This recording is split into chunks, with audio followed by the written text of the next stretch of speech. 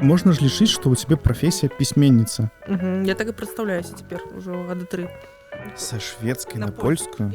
Такіх гісторый не павінна быць у жыцці перакладчыка, на са мной здарылася. Вот што адказаць хлопцу, который пайшоў у IT, бо вершы не акупаюцца, да? Паэт — это такі квір, вербальны квір, я б сказала. Вельмі добра, вербальны квір.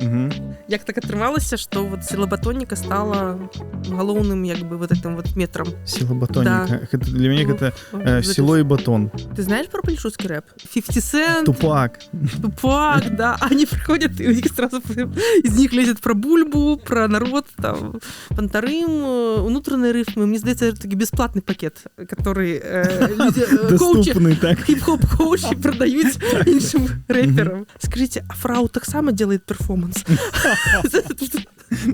Пушкин и Есенин писали квадратами. Йоу. Young Adult — это категория литературы для маладзёнаў, сапраўды, да. Знаешь, чым розніца дзіцячай літаратуры? Ой, цягнічок пашоў, давай паслухаем. Па-першае, ты напісала, гэта потым распавядзем, пад псеўданімам, але пакуль гэта не важна. Там ёсць як бы звязка паміж гэтай вот татарскай дзяўчынкай і гераіняй наступнай кнігі. І паспахваляеш якая. А ці ты плануеш напісаць нейкія яшчэ такія падлеткавыя раманы?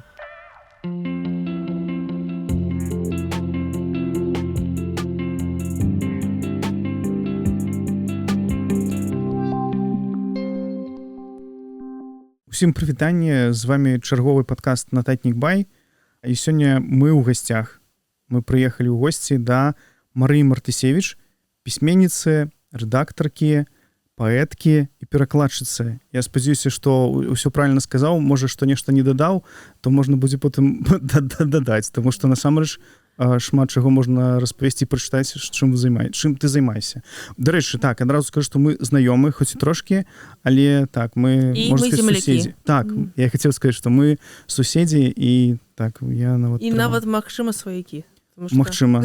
Па прозвішчах можна потым правесці, можа, да нейкіх агульных родзічаў.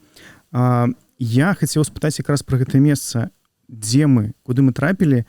Я пра яго ведаю адну штуку. Ты у інтэрв'ю казала, што менавіта тут пачала пісаць «Грэзлівы пацалунак» некалі.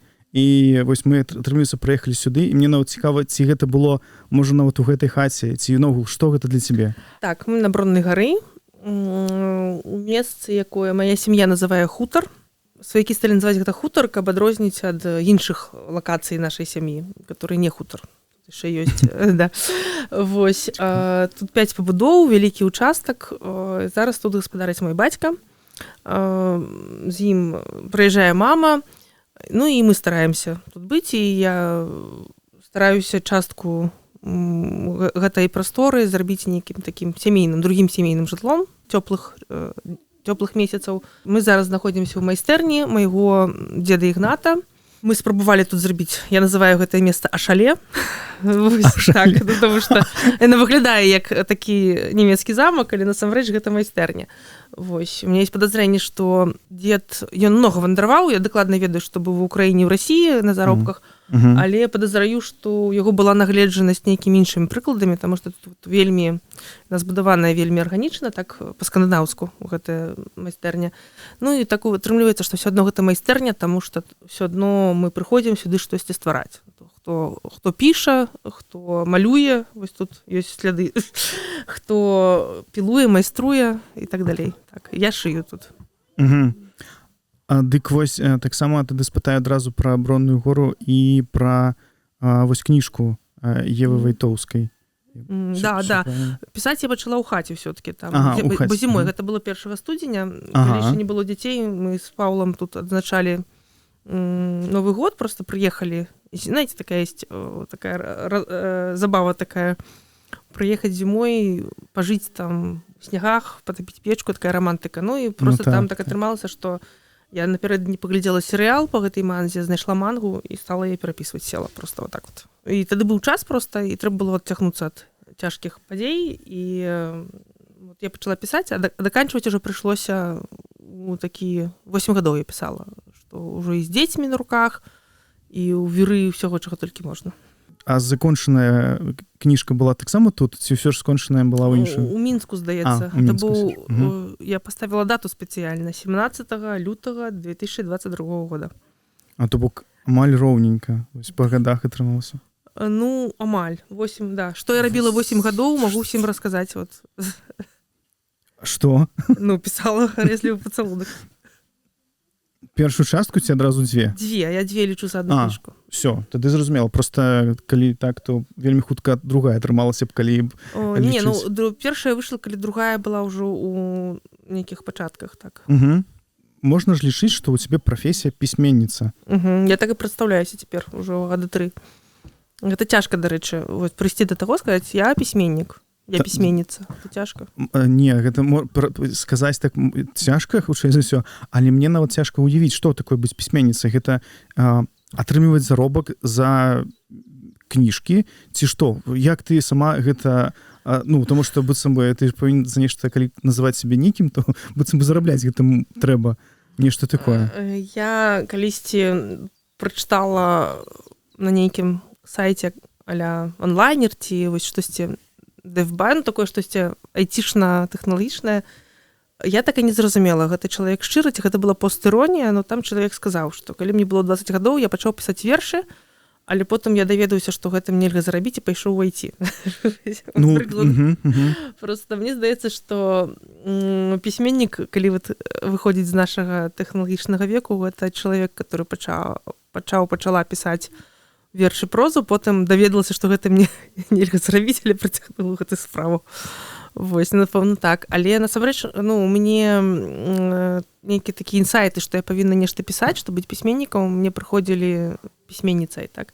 Мне прыходзілі з дзяцінства, вось, я з дзяцінства спрабавала нешта рабіць, гэта не атрымлівалася так, як я хацела.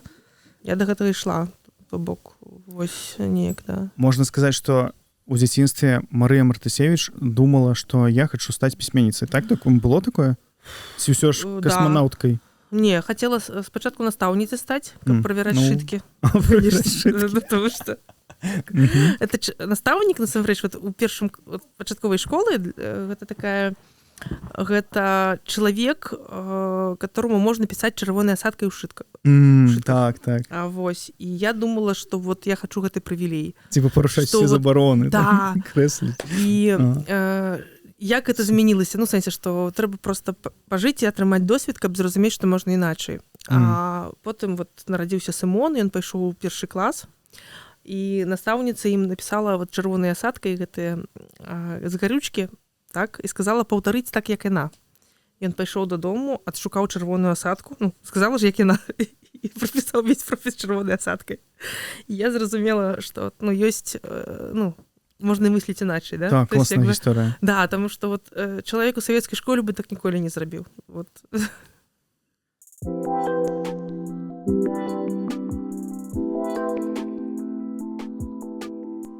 А калі ты пісьменнік ці толькі хочаш стаць літаратарам, табе дакладна спатрэбіцца ноутбук ці планшет, а можа проста нататнік з алоўкам. Усе гэтыя тавары і не толькі ты зможаш набыць на онлайн-гіпермаркеце 21 век бай. А па нашых промакодах у цябе будзе зніжка. Промакод хутка 5% на асобныя тавары, промакод смачна 3% на тэхніку і аўтатавары. А таксама кодавае слова «Франхутка» на 50% зніжку на дастаўку ў любую кропку Беларусі пры замове ад 500 рублёў.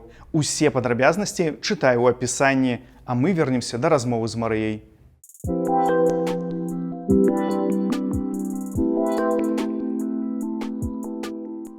А ці можна сказаць, што ў нас вучаць на пісьменнікаў? Атрымліваецца, ты вучылася дзе? І ці пасля таго, як ты скончыла, ты сказала, вось так сам выходзіш, і там напісана пісьменнік, пісьменніца. Ну, так, пачнём з антырэкламы, так? Я ведаю, ты казаў, што будзе рэклама, і што мяне я ў гэтым не буду замяшаная, але пачнем з антырэкламы. Ёсць многа зараз курсаў творчага пісьма, коучаў розных, вось, як пісаць. А наколькі зараз? Гэта ж было не цяпер, гэта было яшчэ там гадоў 15? Так, ну, я насамрэч скажу так, што я б нікога не ўзялася вучыць пісаць. Вот, хаця мне часта прыходзяць запрашэнні, і я ўдзельнічаю як экспертка у розных майстар-класах, але кажу, што я не взялася вучыць кагосьці пісаць. Мне здаецца, што ў прынцыпе галоўная парада так гэта чытаць. То есть, каб стаць пісьменнікам ці пісьменніцай, трэба чытаць. Чаму? Таму што пісьменніцтва, як і любое мастацтва, дагэтуль, гледзячы ні на што, гэта ў прынцыпе перадача традыцыі. Вось. І проста я бачу зараз, як людзі вучацца пісаць, менавіта на гэтых парадах практычных кшталту. Апішыце 5 сваіх, апісаць, ёсць такое практыкаванне вельмі простае, яго усім даюць на першым занятку, бясплатна даю. Табе трэба нешта напісаць, і ты проста павінен не напісаць, што пераказаць, што адбываецца, а перадаць гэта праз 5 пачуццяў, то есть якія былі пахі, смакі, не ведаю, там колеры, да. То бок мы з табой сядзім на зялёных парэпаных крэслах, фатэлях, пахне бярозай, которая тут побач расце, вее ветрык нас абдзімувае, такое, да, штосьці. І гэта можна выканаць. Я бачу, калі адкрываю прозу і бачу, як гэта практыкаванне старанна выкананае, мне нават смешна часам. Але потым аказваецца, што гэта ўсё рабілі да цябе. І ты проста нічога новага ўжо не зрабіў. Таму трэба чытаць. Вось. І калі ты хочаш быць беларускім пісьменнікам, ты павінен чытаць беларускіх папярэднікаў. І, напэўна, у прынцыпе, шмат всього вакол, што пішацца, каб проста, мне здаецца, гэта пісьменніцтва, гэта творчасць, але творчасць па аналогіі. Калі ты хочаш зрынуць штосьці, абвергнуць, ты павінна абвергнуць, то есть ты павінна ведаць, што абвергаеш, так? Так, я зразумеў. Так што я не взялася б нікога вучыць пісьму, але ёсць спосабы. Я, скажем так, апроч таго, што я атрымала філалагічную адукацыю, то гэта даволі, мне здаецца, важна, да? Але важна, бо я магу быць рэдактаркай цяпер, ці перакладчыцай.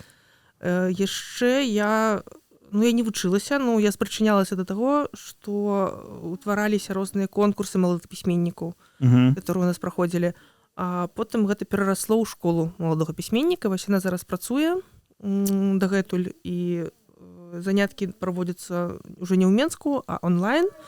Мне здаецца, гэта толькі палепшыла сітуацыю, таму што цяпер пісьменніцтву па-беларуску могуць вучыцца, напрыклад, людзі, которые даўно выехалі, так, і ніколі б не далучыліся да гэтага, калі б не інтэрнэт.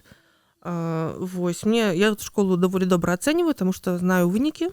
Напрыклад, Зараслава Камінская, выдатная аўтарка, вось адзін, па-моему, з самых цудоўных прыкладаў, як чалавек можа навучыцца пісьму у аўдыторыі, так, у класе. І у яе таксама першая аповесць «Русалкі клічуць», яна вельмі вучнёўская ўсё-такі, да? То есть, як на мой погляд, але пры гэтым вельмі таленавітая. З гэтай аповесці ўжо было відаць, што гэта будзе добрая аўтарка, так. Добра. Гэта антырэклама была, што ты не будзеш вучыць? Нет, это была крышачку, як сказаць, антырэклама коучынгу а-ля купляйце правераныя бады, да? Купляйце школу маладога літаратара беларускую, которая ёсць у інтэрнэце. Яшчэ ёсць зараз перакладацкая майстэрня, яна таксама аднавілася онлайн. І на яе, дарэчы, вялікія чэргі кажуць, што не проста трапіць туды слухачом. Вось, і гэтая майстэрня, мы таксама пачыналі ў Мінску, у беларускім калегіуме, і, фактычна, яна вырасціла вельмі шмат крутых з'яў у нашым перакладзе, і фактычна зараз многія перакладчыкі, которые працуюць і для сучасных выдавецтваў, которые выдаюць перакладную літаратуру, яны прайшлі праз гэтую школу, і я бачыла, што зараз іншыя перакладчыкі, которые яшчэ пачынаюць, яны ў гэтай школе, фактычна яны ўжо патэнцыйныя працаўнікі, і гэта вельмі крута. Я хацеў пра пераклады трошкі пазней паразмаўляць, але тут ты сказала, і я адразу ўсё роўно спытаю, атрымліваецца, што цяпер, можна сказаць, чарга стаць перакладчыкам, ці паспрабаваць сябе ў перакладніцкай дзейнасці, ці як гэта называць, ці гэты бум беларускай мовы? Мне здаецца, што так, што гэта проста, я гэта вельмі пазітыўна ацэньваю, таму што калі мы пачыналі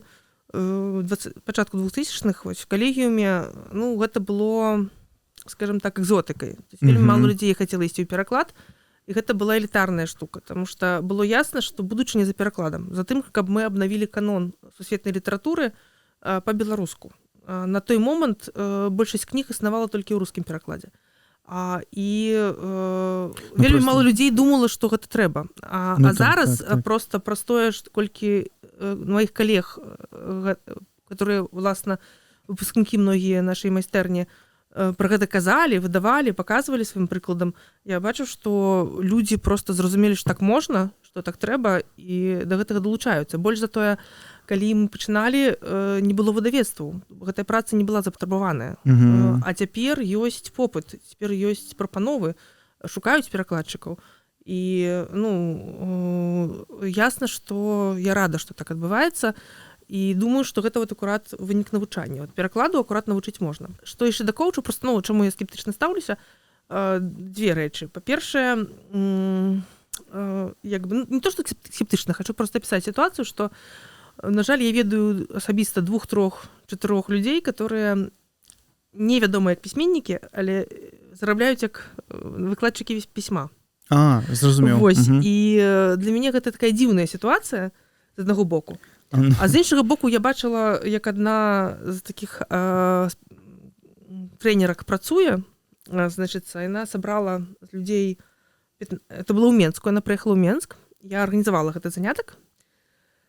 Вось, яна сабрала людзей у памяшканні, взяла з іх по $15 за занятак і сказала, што ваш тэкст на такую-то тэму, там была прывабная тэма, на которую все прыйшлі, ваш тэкст на гэтую тэму стане лепшым, калі вы ўключыце ў яго метафору. Вот. І потым метафора гэта, і пачынаецца звычайная такая лекцыя з літаратуры. Я сиджу і думаю, просто сэнс такі, што ёсць веды, а ёсць іх манетызацыя. І гэта таксама мастацтва, і мастацтва падаць гэта людзям, потому што, хто пойдзе на філфак слухаць бесплатна пра метафору? Не, вот тут людзі заплацілі. Самі, так.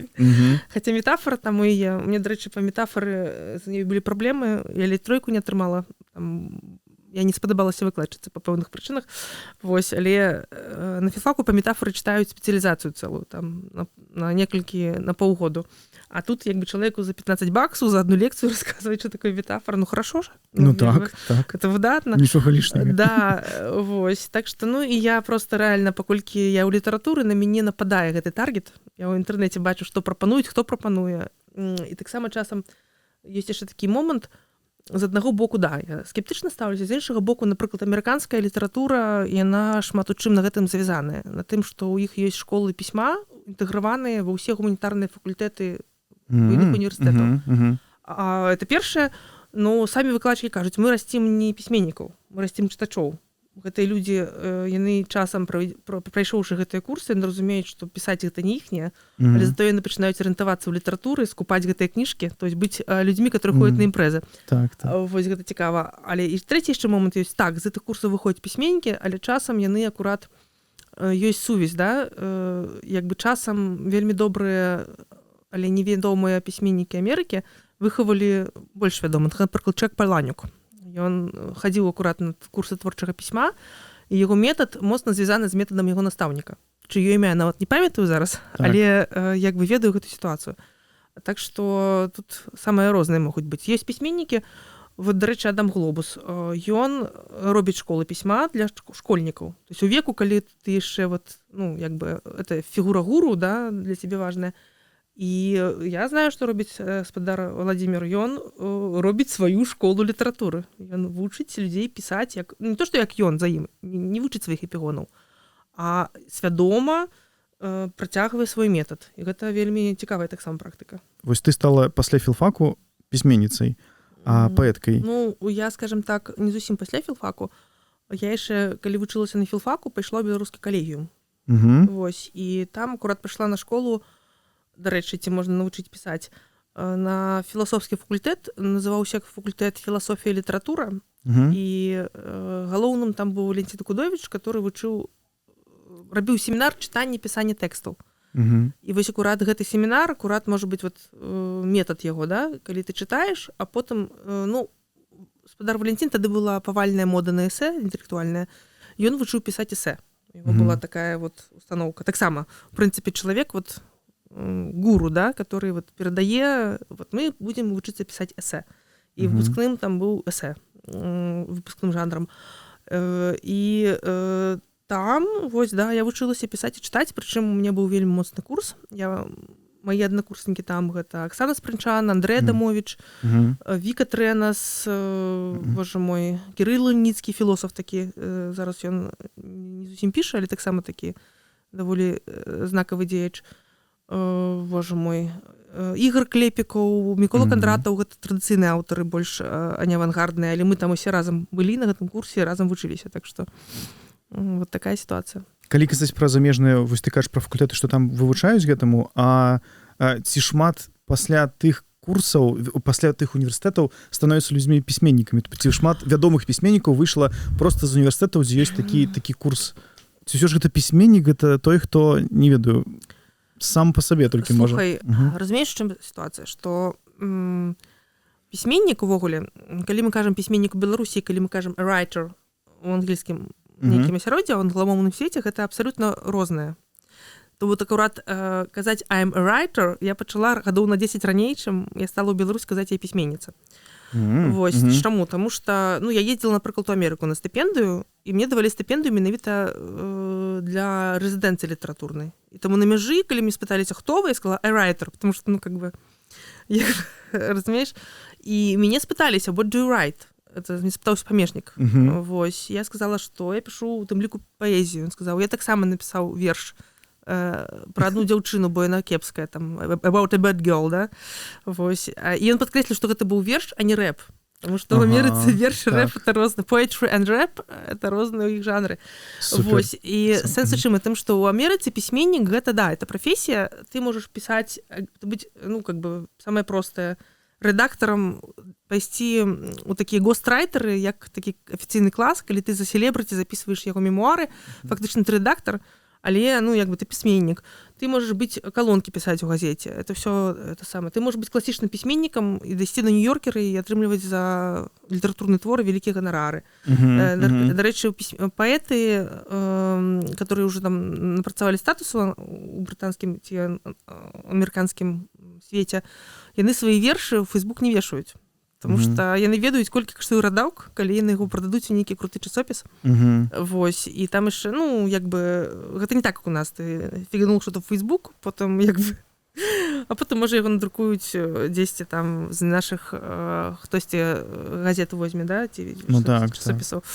Не, там всё абсалютна манетызавана. Ты можаш быць райтерам, ты можаш працаваць у National Geographic, штосьці ездзіць рэпартажы рабіць, а потым знайсці тэму, напісаць кніжку, да? То есть пра, не ведаю, там руднікі у Балівіі. Эта кніжка не так даўно акурат выйграла прэмію Капусцінскага ў польскім перакладзе, па-мойму, у Польшчы там прэмія. Вот, да рэчы, Рышард Капусцінскі быў пісьменнікам. Ён нарадзіўся тут, вось, да, на нашых з табой землях. І ён акурат пісаў пра ўвесь свет. Чаму? Таму што ён быў журналістам, который ездзіў у дэлегацыях гэтых сацыялістычных. І Афрыку, і так далей, ты знаеш гісторыю. І прычым ён з гэтага, што ён з гэтага рабіў? Ён проста з гэтага выкручваў вельмі крутыя кнігі. То бок ён бачыў тое ж самае, што іншыя дэлегаты, але пісаў па-свойму. І адзінае месца, пра которое ён не напісаў, гэта была Палесе. І вот Малгажата Шайнерт прыехала і за яго дапісала гэта, пісьменніца польская. То есть это таксама пісьменнік, да? Вот школа рэпартажа літаратурнага. Вось. У Беларусі пісьменнік, на жаль, была, можа, на шчасце, не знаю, у нас гэта была крышачку іншая заўсёды пазіцыя, таму што мы спрабавалі стварыцца як нацыя праз мову. Што было лагічна ў той час, у 19 стагоддзі, бо ўсе нашыя суседзі вызначаліся праз мову. І атрымлівалася, што і нашыя продкі пачалі вызначацца праз мову, пачалося пісьменніцтва на беларускай мове. Вось, і ў гэтым плане, дарэчы, вот, калі кажуць, што беларуская мова пагарджаная, сляпая, глухая і занядбаная, давай згадаем пра палешуцкую мову, да? На которой пісьменніцтва ў выніку не развілося. Хаця у нас была пінская шляхта, а перамагла беларуская праекцыя. То есть, што беларусы не пагарджаны, не сляпыя, наадварот, гэта такія мікрапераможцы на нашай тэрыторыі, да? Што мы маем беларускае пісьменніцтва. Можна так паглядзець, дарэчы. І сэнс у тым, што ў нас місія пісьменніка заўсёды была спалучаная з місіяй палітыка. То есть, Луцкевіча браты, яны ж засновалі, першую беларускую рэспубліку, так? І у нас паэты, пісьменнікі, Танк сядзеў у польскай турме як камуніст, як палітык, да? Янка Купала і Якуб Колас. Колас тоже сидел, да? Значит, Янка Купала, у прынцыпе, як бы, ну, вот это, я не паэта, укрый мяне Божа, пра што гэта? Это адмаўленне, ну, сэнс такі, што я гэта заўсёды так разумела. І у нас паэт, песняр, у нас вот такая выпрацавалася місія, да, паэта, прычым гэта ўсё калі адбывалася ў канцы 19 стагоддзя. Часта вельмі іншыя славяне пытаюцца, а дзе ваш Пушкін, дзе ваш Шаўчэнка, дзе ваш Міцкевіч? Ну, першае, ты ім кажаш, Міцкевіч наш. Так, але ён не калі у нас не адзін Міцкевіч. У нас ёсць, у нас просто няма такой функцыі прарока, да, у беларускай літаратуры, у нас кагал цэлы прарокаў. У нас ёсць вельмі шмат пісьменнікаў, якія дзейнічалі як, ну, як адзіны рух. Купала, Колас, цётка, кожны на нейкім этапе папярэднікі, паслядоўнікі. Ну так, па працягу. І заўсёды былі нейкія эстэтычныя ўсплёскі. Ну, яны, на жаль, да, это, ну, той же Маладняк, да, яго ж там... Чакай, не Маладняк, боже, Узвышша, прабачце. Наадварот, Маладняк акурат быў пролетарскай паэзіі, а Узвышша — это эстэтычнае яго ж там, как бы, вот это, да. Вось, то бок, сэнс такі, што ў нас, в прынцыпе, місія пісьменніка крышачку разумеецца іначай, чым вось у іншым свеце. Ну, у гэтым таксама і добрасць, можа, што іншае. У гэтым сэнс у тым, што вот што адказаць хлопцу, который пайшоў у IT, бо вершы не акупаюцца, да? Можна яму адказаць, што вельмі-вельмі прадбачлівыя людзі, наадварот, з розных прафесій пераходзяць у пісьменніцтва, таму што пісьменніцтва дае сімвалічны капітал. А што такое сімвалічны капітал? Гэта акурат, ну, такі клондайк, калі ты можаш з нічога зрабіць штосьці, так? Вось, напрыклад, ну, я заўсёды прыклад прыводжу, калі вот вы выбіраеце, кім быць айцішнікам ці пісьменнікам, да, напрыклад, што вот я хачу сидзець з крылямі, да, там вот як бы некаторыя могуць зарабіць шмат грошай, кудысьці ахвяраваць, і ім даюць білеты, і яны сядзяць з крылямі. А вот пісьменнік, калі ён вельмі вядомы, яго каралі самі запрашаюць, да? Светлана Алексеевич атрымала Нобелевскую прэмію. Она сидзела з крылямі, хаця для гэтага нічого не рабіла. То бок сэнс такі, як ты ідзеш да гэтай мэты? Калі у цябе мэта, ну, не думаю, што мэтай Светланы Алексеевич было сидзець з крылямі, тут яшчэ такая сітуацыя. Вось, то бок пісьменніцтва гэта проста такі шлях, калі ты павінен чагосьці адмаўляцца, каб ісці да нейкай мэты. І, ну, гэта у нашай асаблівай пазіцыі. І, можа быць, нават сусветна, таму што вот сярод гэтых пісьменнікаў, которые ў свеце, ёсць яшчэ такія сапраўдныя пісьменнікі, да, которые там, вот менавіта такія класічныя, калі у іх няма грошай, яны сядзяць і чакаюць, што вот заўтра я выпушчу раман, і куплю на іх там сабе дом, да, вот я вот таксама Амерыцы гэта бачыла. Там конкретно, там вот люди, которые ідуць на гэтыя факультэты, там многія кажуць, што я хачу напісаць раман і купіць дом. Вот, потому что вот, ну, былі прыклады, відаць, да, калі чалавек так рабіў там, вот, што там можна прачнуцца знакамітым за адной кніжкай. Ну так. І таксама, але пры гэтым, калі я там вучылася, нам дапамагалі маладыя рэдактары, асістэнты. І адна з іх, дзяўчынка, которая, она была моей редакторкой моих англомовных выступаў. Такие задачи было мне помылки выправлять в английской мове. Вот это было, значит, 10-й год. Вот. А яна летась выпустила первую книжку свою. То есть праз 15 гадоў вучобы, да? Бок, потому что яна професійна падышла до гэтага. Яна эту книжку выпустила уже с кучай прэмій адразу там на выходе. Так але что, ну, з іншага боку 15 гадоў займацца гэтым. Да, но зарабляла яна тым, што яна за іншамоўнымі пісьменнікамі памылкі папраўляла. Так. Ну, як бы, это, она пісьменніца, ну, как бы, тут такое. І в этом плане, дарэчы, вот пачатак вот гэтых гадоў наших нулявых, ён быў адметны тым, што акурат людзі, которые разумелі, што пісьменніцтва не заробіць, і увогуле гэта падазрона і нават небяспечна, таму што там жа ўсіх пазакрывалі ўсе дзяржаўныя выдавецтвы, недзяржаўныя толькі пачыналіся з вялікімі праблемамі. Гэтых людзей, ну, в сэнсе, што все пайшлі ў IT, скажем так, або там, не знаю, у журналістыку, або ў рэкламу. Вот в рэкламу яшчэ можна было ісці. Дарэчы, вот тут ты можаш ставіць рэкламу. Короче, а пісьменніцтва гэта было, ну, зусім штосьці такое неяснае. Вот. І я думаю, што, дарэчы, ну, шмат у чым я ўдзячная сваёй сям'і, потому что у нас як бы бацькі яны забяспечвалі нам жыццё у Мінску, у кватэры, то есть яшчэ засталася з савецкіх часоў. Мы маглі прыязджаць вот выдатныя вёскі дзве, цяпер вот адна засталася, да, дачыняцца там з сваякамі, у комфортных умовах, нас даглядалі. І я там думаю, што частка гэта я просто вот заслуга маёй сям'і. Не толькі, дарэчы, гены, таму што тут у нас вельмі шмат асоба крэатыўных, асабліва па лініі Мартысевічу. Я насамрэч таксама хацеў спытаць пра пісьменніцтва. Як гэта правільна казаць? Само азначэнне пісьменнік, ён уключае ў сябе паэта ці паэтку, ці не? Ці ўсё ж пісьменніца і паэтка гэта дзве раўнапраўныя розныя рэчы? Глядзі, есть літаратар. Вот мы любім слово літаратар. Літаратар, таму што яно ўключае ў сябе шмат чаго, да. Потым яшчэ, калі літаратар, то бок прывязка да літаратуры стала надта мулкай, мы яшчэ прыдумалі з калегамі такое значэнне, як людзі слова. То бок тады мы можам сюды ўключыць журналістаў і вот падкастараў. Цікава. Так, ты вот чалавек слова, ты робіш літаратурны падкаст, значит, ты літаратар чымсьці. Вось. Паэт, так, канешне, у гэтым плане сапраўды ён інтэгральная частка літаратуры.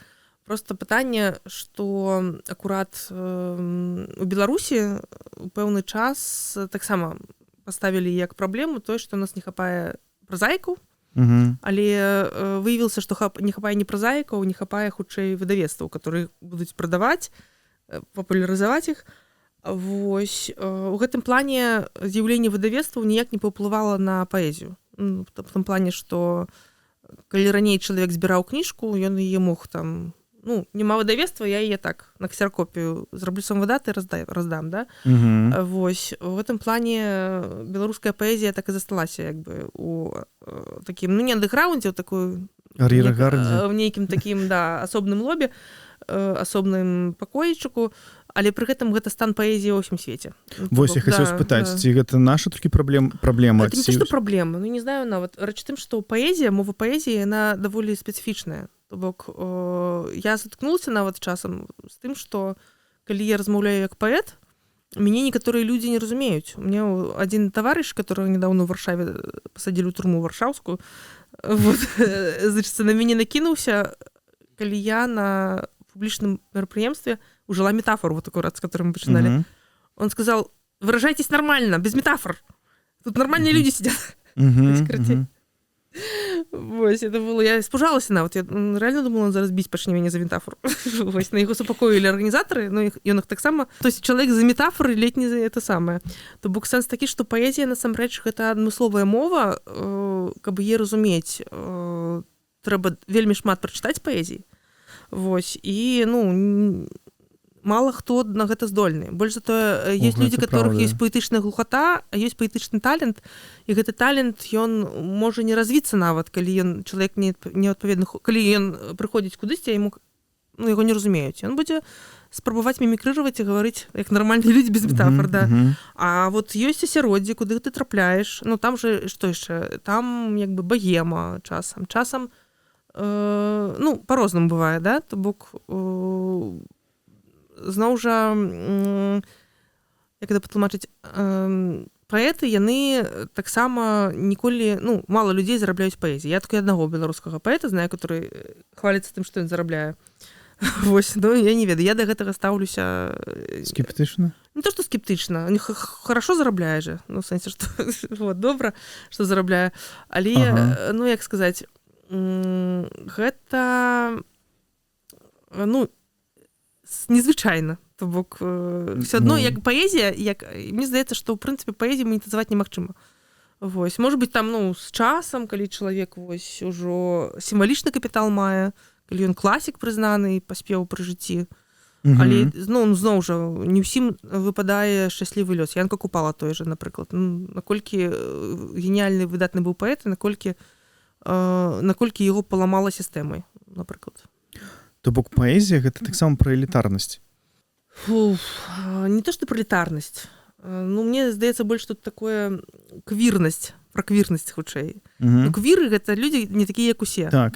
Вось, і гэта такі паэт это такі квір, вербальны квір, я б сказала. Вельмі добра, вербальны квір. Ну, то сэнс такі, што гэта людзі, которых разумеюць толькі тыя людзі, которые разумеюць паэзію. Больш за тое, у нас у Беларусі яшчэ была вельмі вялікая праблема, менавіта дыктат нормы. Прычым норма вызначалася савецкай школы літаратуры, то бок нормай было тое, што норма абвесціў ламаносаў. А вось я акурат па сваіх навуковых упадабаннях акурат недавно даследавала, як так атрымалася, што вот сілабатоніка стала галоўным як бы вот этим вот метрам беларускай літаратуры і расійскай беларускай. Ну там насамрэч там палітыка таксама была. Вось там былі вельмі моцныя палітычныя моманты, там былі нямецкія ўплывы ў Расіі, таму што сілабатоніка гэта быў сілабатоніка. Гэта для мяне гэта сіло і батон. Прабачце, да. Это хорошо. Сіло і батон. Я цяпер всем буду так расказваць. Гэта ямбы і харэі. Вот так як нас вучылі. Всё, зразумеў.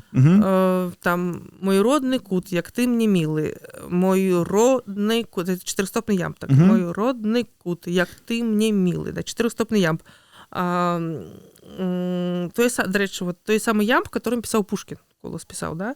Вось харэйчыкі яшчэ вот такія есть народныя вершыкі.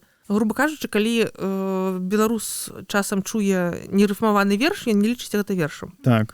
І вось акурат паэт Віталій Рыжкоў расказваў, што аднойчы ён прыдумаў вершык і прыйшоў да мамы. Яна сказала: "Ну ты што, это не верш". А потым ён яго згадаў, калі вырас, і зразумеў, што ён напісаў верлібр.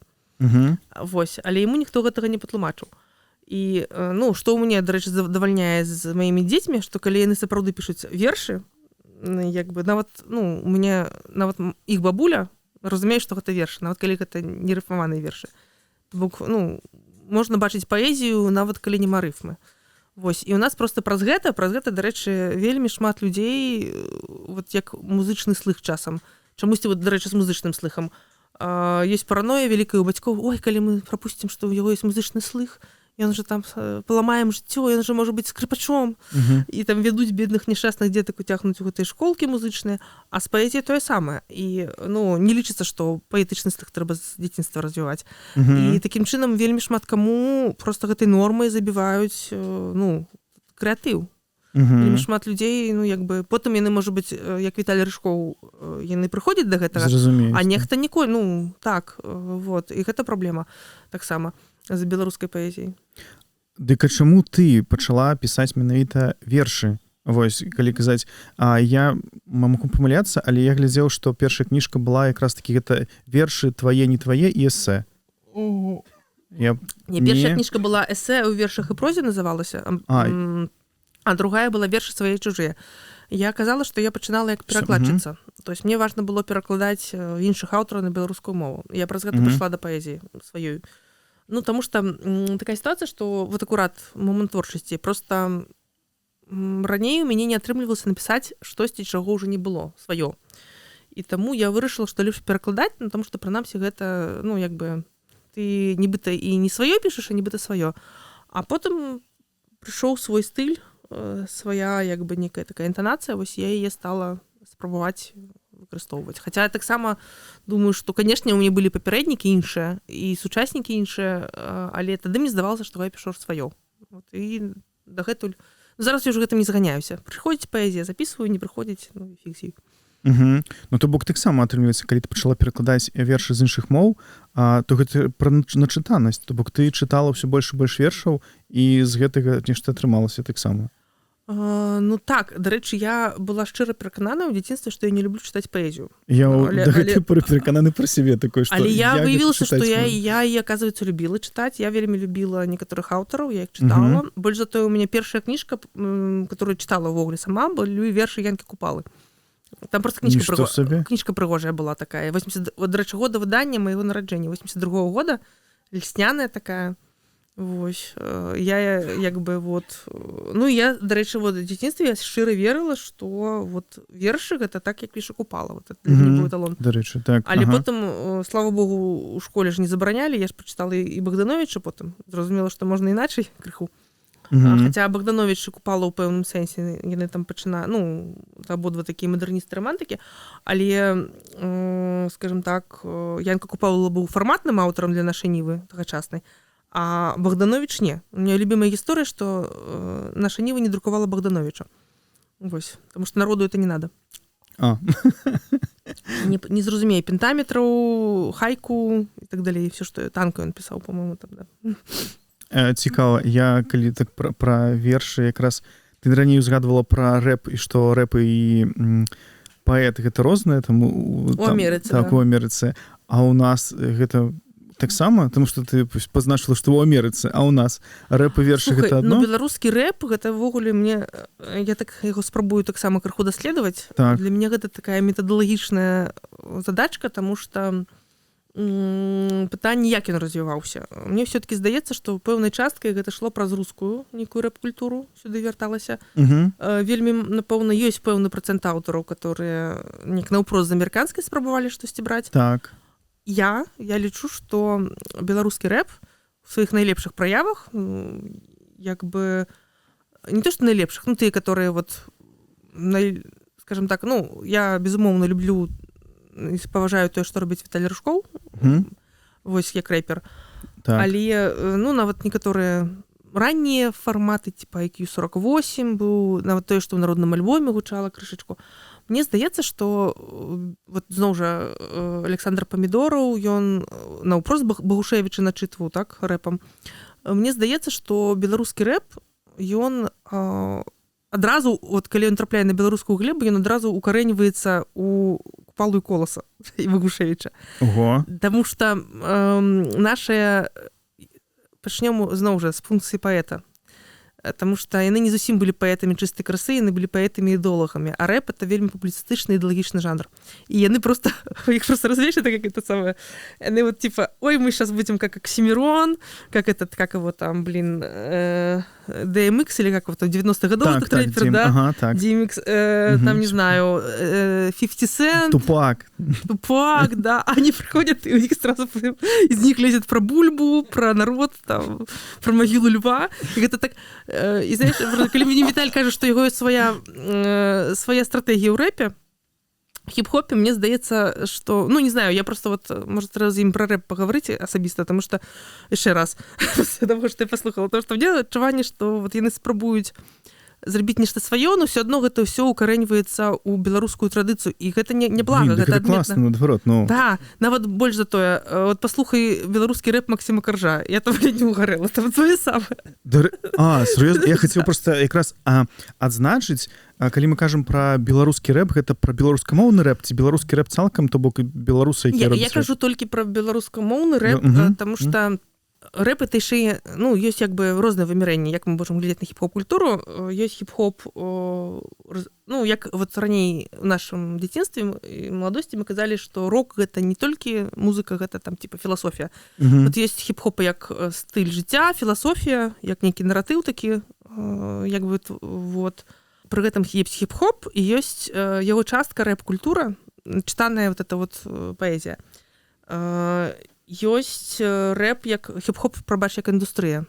Вось, гэта калі ўжо ідзе маркетинг. Ага, так, вось, зразумеў. калі больш за тое, зараз хіп-хоп, ну, на хвалі моднасці хіп-хопа яго спрабуюць выкарыстоўваць у адукацыі, а адпаведна ў ідэалогіі. Напрыклад, ёсць такое паняцце, як кітайскі хіп-хоп, он весь это ідэалагічна правільны, без мата, пра сінявокую. Цікава. Вось, ёсць як бы цэлыя даследаванні, як можна выкарыстоўваць рэп у навучанні, ну, там, з рознымі стратэгіямі, практыкамі. Мы чуем рэп стаўкі ў рэкламе. І ў гэтым плане, калі я кажу пра беларускі рэп, я спрабую казаць пра беларускамоўны рэп. Чаму? Таму што калі чалавек чытае рэп па-руску, хутчэй за ўсё ён ўсё-такі мэціць на індустрыю, рускамоўную індустрыю. Раней мэціў, не знаю, як зараз, там, што ў рэпераў адбываецца.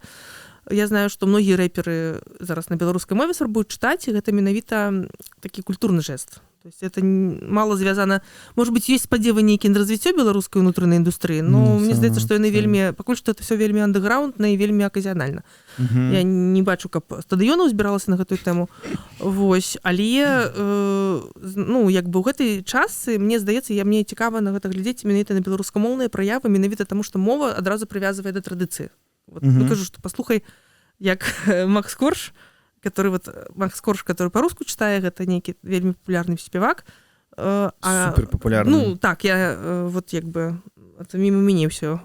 На жаль, ці на шчасце прыйшло. Але калі ён пераключаецца на беларускую мову, ну, гэта ж рэальна колас просто. Вот.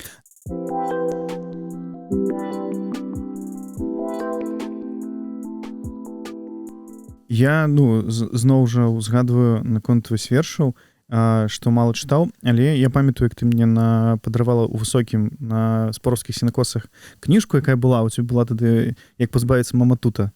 Пазбыцца маматута. Ой, пазбыцца, а не пазбавіцца. Так ладно. І вось, я тады адразу і прачытаў, і мне, канешне, там вось некаторыя вершы, но яны сапраўды класныя. Вось мне асабліва спадабалася, калі я правільна ўзгадаю, верш пра колеры какашак. Так, быў ужо такі, так. Але вельмі спадабаўся менавіта як напісаны верш «Бу». Таму што там столькі рыфмаў вось гэтых было з «бу» і скончыўся як «амінь», «агу». Для мяне, просто кайф я атрымаў просто ад самой структуры, калі вось гэта глядзіш, гэта, канешне, супер. Ну, гэта, дарэчы, і гэтым вот такія памежныя кніжкі хорошыя, бо гэты верш я не пісала на публіку. Это просто реально, я вот адзін з таварышаў радзіўся, і я за ім вот бу-бу-бу. У Сымона ўвогуле Паша жартуе, што першае слово было гібу. На далёкую перспектыву гэта таксама пакуль што толькі вызначана як праблема тэарэтычная, але ў мяне ёсць ідэя напісаць такі метатэкст, тэкст пра тое, як рэперы глядзяць на тэорыю паэзіі. Таму што з аднаго боку, яны чытаюць класічныя нейкія слоўнікі, там вышукваюць віды рыфм, з іншага боку у іх свая абсалютная іерархія. То бок, напрыклад, калі часам сур'ёзны паэт, ён будзе выкарыстоўваць рыфму, як бы не будзе пераборшваць гэтымі прыёмамі, напрыклад, то рэпер лічыць, што чым больш яны напіхаюць у адзін радок, тым лепш прыёмаў. Гэта часам вельмі цяжка за гэтым сачыць. Вось, часам гэта форма дзеля формы. Па-рознаму, Гэта вельмі цікава, так, як нарматыўная паэтыка, як яна праламляецца ў хіп-хоп жанры. Вось. Ну і самае прыкольнае, што у крутых рэпераў ёсць вельмі крутыя прыёмы, которые таксама пазычылі у літаратараў, але они пра гэта не прызнаюцца і нават не паляць канторы, каб менш. Мне такое ўражанне, што, напрыклад, тая ж пантарым, унутраныя рыфмы, мне здаецца, это такі бесплатны пакет, который доступны, так. Хіп-хоп коучі прадаюць іншым рэперам. Но самае весёлае, што мне парадавала, это слово квадрат. Я доўга не могла зразумець, што такое квадрат. Я доўга не могла зразумець, што такое квадрат. То есть, як бы, я гуглила квадрат рэп, і нарэшце я чытала такі, што гэта кепска, што ужасныя паэты пішуць квадратам, квадрат это там отстой. Аказалася, што квадрат это просто звычайная рыфмовка АБ. Ну, то есть, як пішуць нормальныя паэты, это квадрат. І квадрат, я так разумею, што гэта прыпевы звычайна. Ну, то есть, як бы... Калі ў песнях, так. Да, калі ў хіп-хоп кампазіцыі. Так. Карацей, там, типа, в выніку я дагуглила, што Пушкін і Господи. Пушкін і Есенін пісалі квадратамі. Весялілася моцна. Гэта типа як жаргон стаў ужо для хіп-хоп жаргон. Але давайте так зробім. Багушевіч пісаў рэп тады.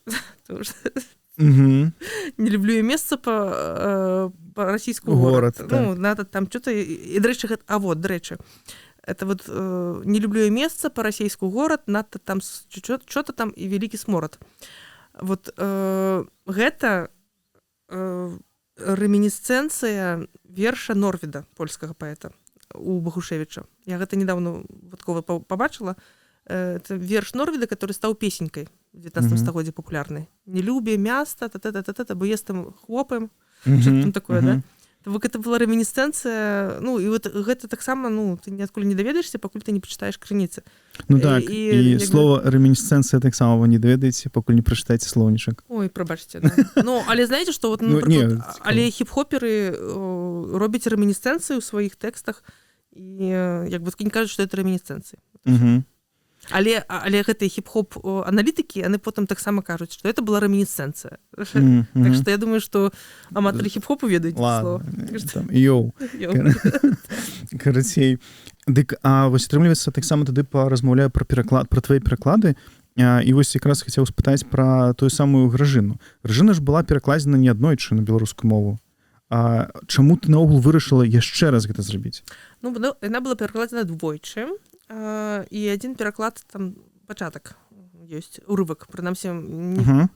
Вось. Чаму? Таму што мы з паэтамі, перакладчыкамі, ну, Міцкевіч наш важны аўтар. Вось, і мы дамовіліся, не то, што дамовіліся, а была такая установка зрабіць новы чатырохтомнік. Міцкевіч. Так. Прычым рэальна новых перакладаў, і пачаў гэта ўсё, эту тэндэнцыю Серж Міцкевіч, наш выдатны перакладчык, которого ўжо няма з намі, ён пераклаў дзяды. Вось, прычым вельмі акадэмічна, вельмі дакладна. Там, ну, ёсць у яго там свае нейкія штукі кшталту. Ён пераклаў яшчэ польска не згінэła, як няхай жыве мая айчына. Ну, то есть, як бы, такія, што я лічу, ну, як бы, ну, добра, што быў польскі пераклад побач. Все-таки, ну, мне здаецца, што гэта была такая, крышку ўжо такая традыцыя 20-го стагоддзя, крыху беларусізаваць Міцкевіча. Моцна. Вось, але Серж пачаў вот гэты прафесійны, нейкі такі вельмі дакладны, адпаведны стылю Міцкевіча пераклад гэтымі дзядамі. Вось, і, ну, просто гэтую справу працягваюць, спрабуюць зараз працягнуць шмат хто. Ну, просто все працягваюць на словах, а я пераклала Гражыну. Так атрымалася. І прычым мне гэты тэкст дастаўся з аднаго боку выпадкова, з іншага боку так атрымалася, што я перакладала польскага аўтара, который цытаваў Гражыну. І там трэба было ўставіць кавалак з існага перакладу нейкага, і нішто не ўстаўлялася. Бо аказалася, што перакладчыкі перакладалі з сваімі лекаламі. І я просто зразумела, што все-таки гэтыя пераклады належаць 20-му стагоддзю. Бітэль і Дзяргай, два перакладчыкі Гражыны, яны перакладалі Міцкевіча, спрабуючы яго вот пісаць у беларускі кантэкст, беларусізаваць. І больш за тое, я там нават падлавіла іх або аднаго з іх, не помню каго. Карацей, там ёсць момант, калі Літавор, галоўны герой, князь, кажа, што вот Вітаўт такой-сякой, а я тут на перадавой, за яго б'юся. І, значыцца, калі, значыцца, я там з татарамі, значыцца, что-то там скрыжоўваю зброю, да? Вось. З кантэкста паэмы відавочна, што Літавор, ён як бы васал Вітаўта, і ён на заданні Вітаўда ходзіць набегамі. Як все нармальныя тады рабілі сярэднявечча. То есть, то он ходзіць палякаў біць, то он ходзіць этих манголаў ганяць па стэпе, то ён ходзіць реально на татараў. І паўсюль яны трафеі забіраюць, паляць замкі, нейкія крэпасці і несуць трафеі і вязуць, да? І коней там з Крыму ён прыгнаў, значыцца, таксама Вітаўту і сабе крышачку пакінуў. Вось. А у нашых перакладчыкаў, значыцца, яны типа гналі татара з айчыны. Бок набегі татарскія адбівалі. Хаця ў тэксце пра гэта няма. Так, былі татарскія набегі, но, па-моему, ну, у тэксце пра тое, што ён просто, ну, як бы драпежнік. Ён там лупы гэтыя трафеі забірае у іх, значыць, даніну нейкую. Ну, то есть это проекция была романтичная, так, что вот он такой патриот, а я спробовала все-таки перакласці дакладна да тэкста, узнавіць архаічную лексіку, вот, я навукова даследавала тэкст. Вось, плюс яшчэ я пераклала каментары, з которых вынікае, напрыклад, што Міцкевіч лічыў літоўцаў, ну, сучаснымі літоўцамі, балтыйскімі. Вось, але гэта не значыць, што ён вот так вот просто казаў, што вот нашы продкі былі літоўцамі, ён там яшчэ больш складана. Вось, і я гэта все гэтыя пласты спрабую аднавіць. Бок гэта традыцыя навуковага, такога ўдумлівага перакладу, якую заклаў Серж Міцкевіч, фактычна. А калі казаць наогул пра пераклады вершаў, ты перакладаеш з розных моў, з чэшскай, з украінскай, я нічога не блытаю. З польскай, з англійскай. Так. Скажи что-нибудь по-немецку. Не. Не, знаешь, такой анекдот? Так, я ведаю. Ой, из немецкай перакладаю. Не, асац такі, што даводзілася. Мне аднойчы даводзілася перакладаць з венгерскай мовы адзін верш. Не буду... Это быў часы ЖЖ, я знайшла жанчыну, которая мне бесплатно зрабіла ў ЖЖ падрадкоўнік. Это першы момант быў. А другі момант, калі мне даводзілася аднойчы перакладаць верш са шведскай мовы на польскую за ноч. Са шведскай на польскую? Это... Такіх гісторый не павінна быць у жыцці перакладчыка, на са мной здарылася. Бывае такое, так. Тут мне цікава, насамрэч, то бок ты валодаеш гэтымі мовамі? Не. Ну, як бы не валодаю, але паэзія, ну, зноў жа, гэта асаблівая сфера. Вот. Каб перакласці верш, недастаткова ведаць, ну, в прынцыпе, літаратуру любую, больш-менш мастацкую, але з паэзіяй гэта дакладна працуе. Недастаткова ведаць мову выходную і мову, на которую перакладаеш. Трэба яшчэ разумець, як працуе паэзія. І вельмі часта прыходзіцца проста даводзіцца перасабраць гэта ўсё проста. Разабраць на кавалачкі тое, што ў арыгінале, і сабраць у перакладзе. І вот на гэтым моманце, в прынцыпе, не істотна, ці ведаеш ты мову. Чаму? Таму што любы перакладчык паэзіі, ён нават калі ён не ведае мовы, ён можа мець падрадкоўнік. Бо дакладнае апісанне пераклад даслоўны слоў. Можа, значыцца, папрасіць, ну, або паслухаць, як паэт чытае, калі ёсць магчымасць, або папрасіць носьбіта мовы пачытаць. Так. А потым трэба, апроч таго, што тут зразумеў словы, трэба яшчэ зразумець культурны код. Чаму гэтыя словы з'явіліся ў вершы. Потым трэба паслухаць, ці ёсць там вот гэтыя пантарымы, алітэрацыі, всё вот што бясплатна раздаюць хіп-хоперам, да? Потым ідзе пакет, калі тое, што хіп-хоперам недаступна. То нейкія культурныя коды, адсылкі, нейкія псіхалагічныя моманты. Напрыклад, я перакладала аднойчы песню гурта Death and June. Вот. Я прачытала біяграфію аўтара, каб перакласці верш. Таму што там былі адсылкі да асабістых падзей. То бок, часам слова, которое напісана ў творы, не трэба перакладаць даслоўна, калі яно там, напрыклад, вот акурат, я на прыкладзе песні Death and June патлумачу.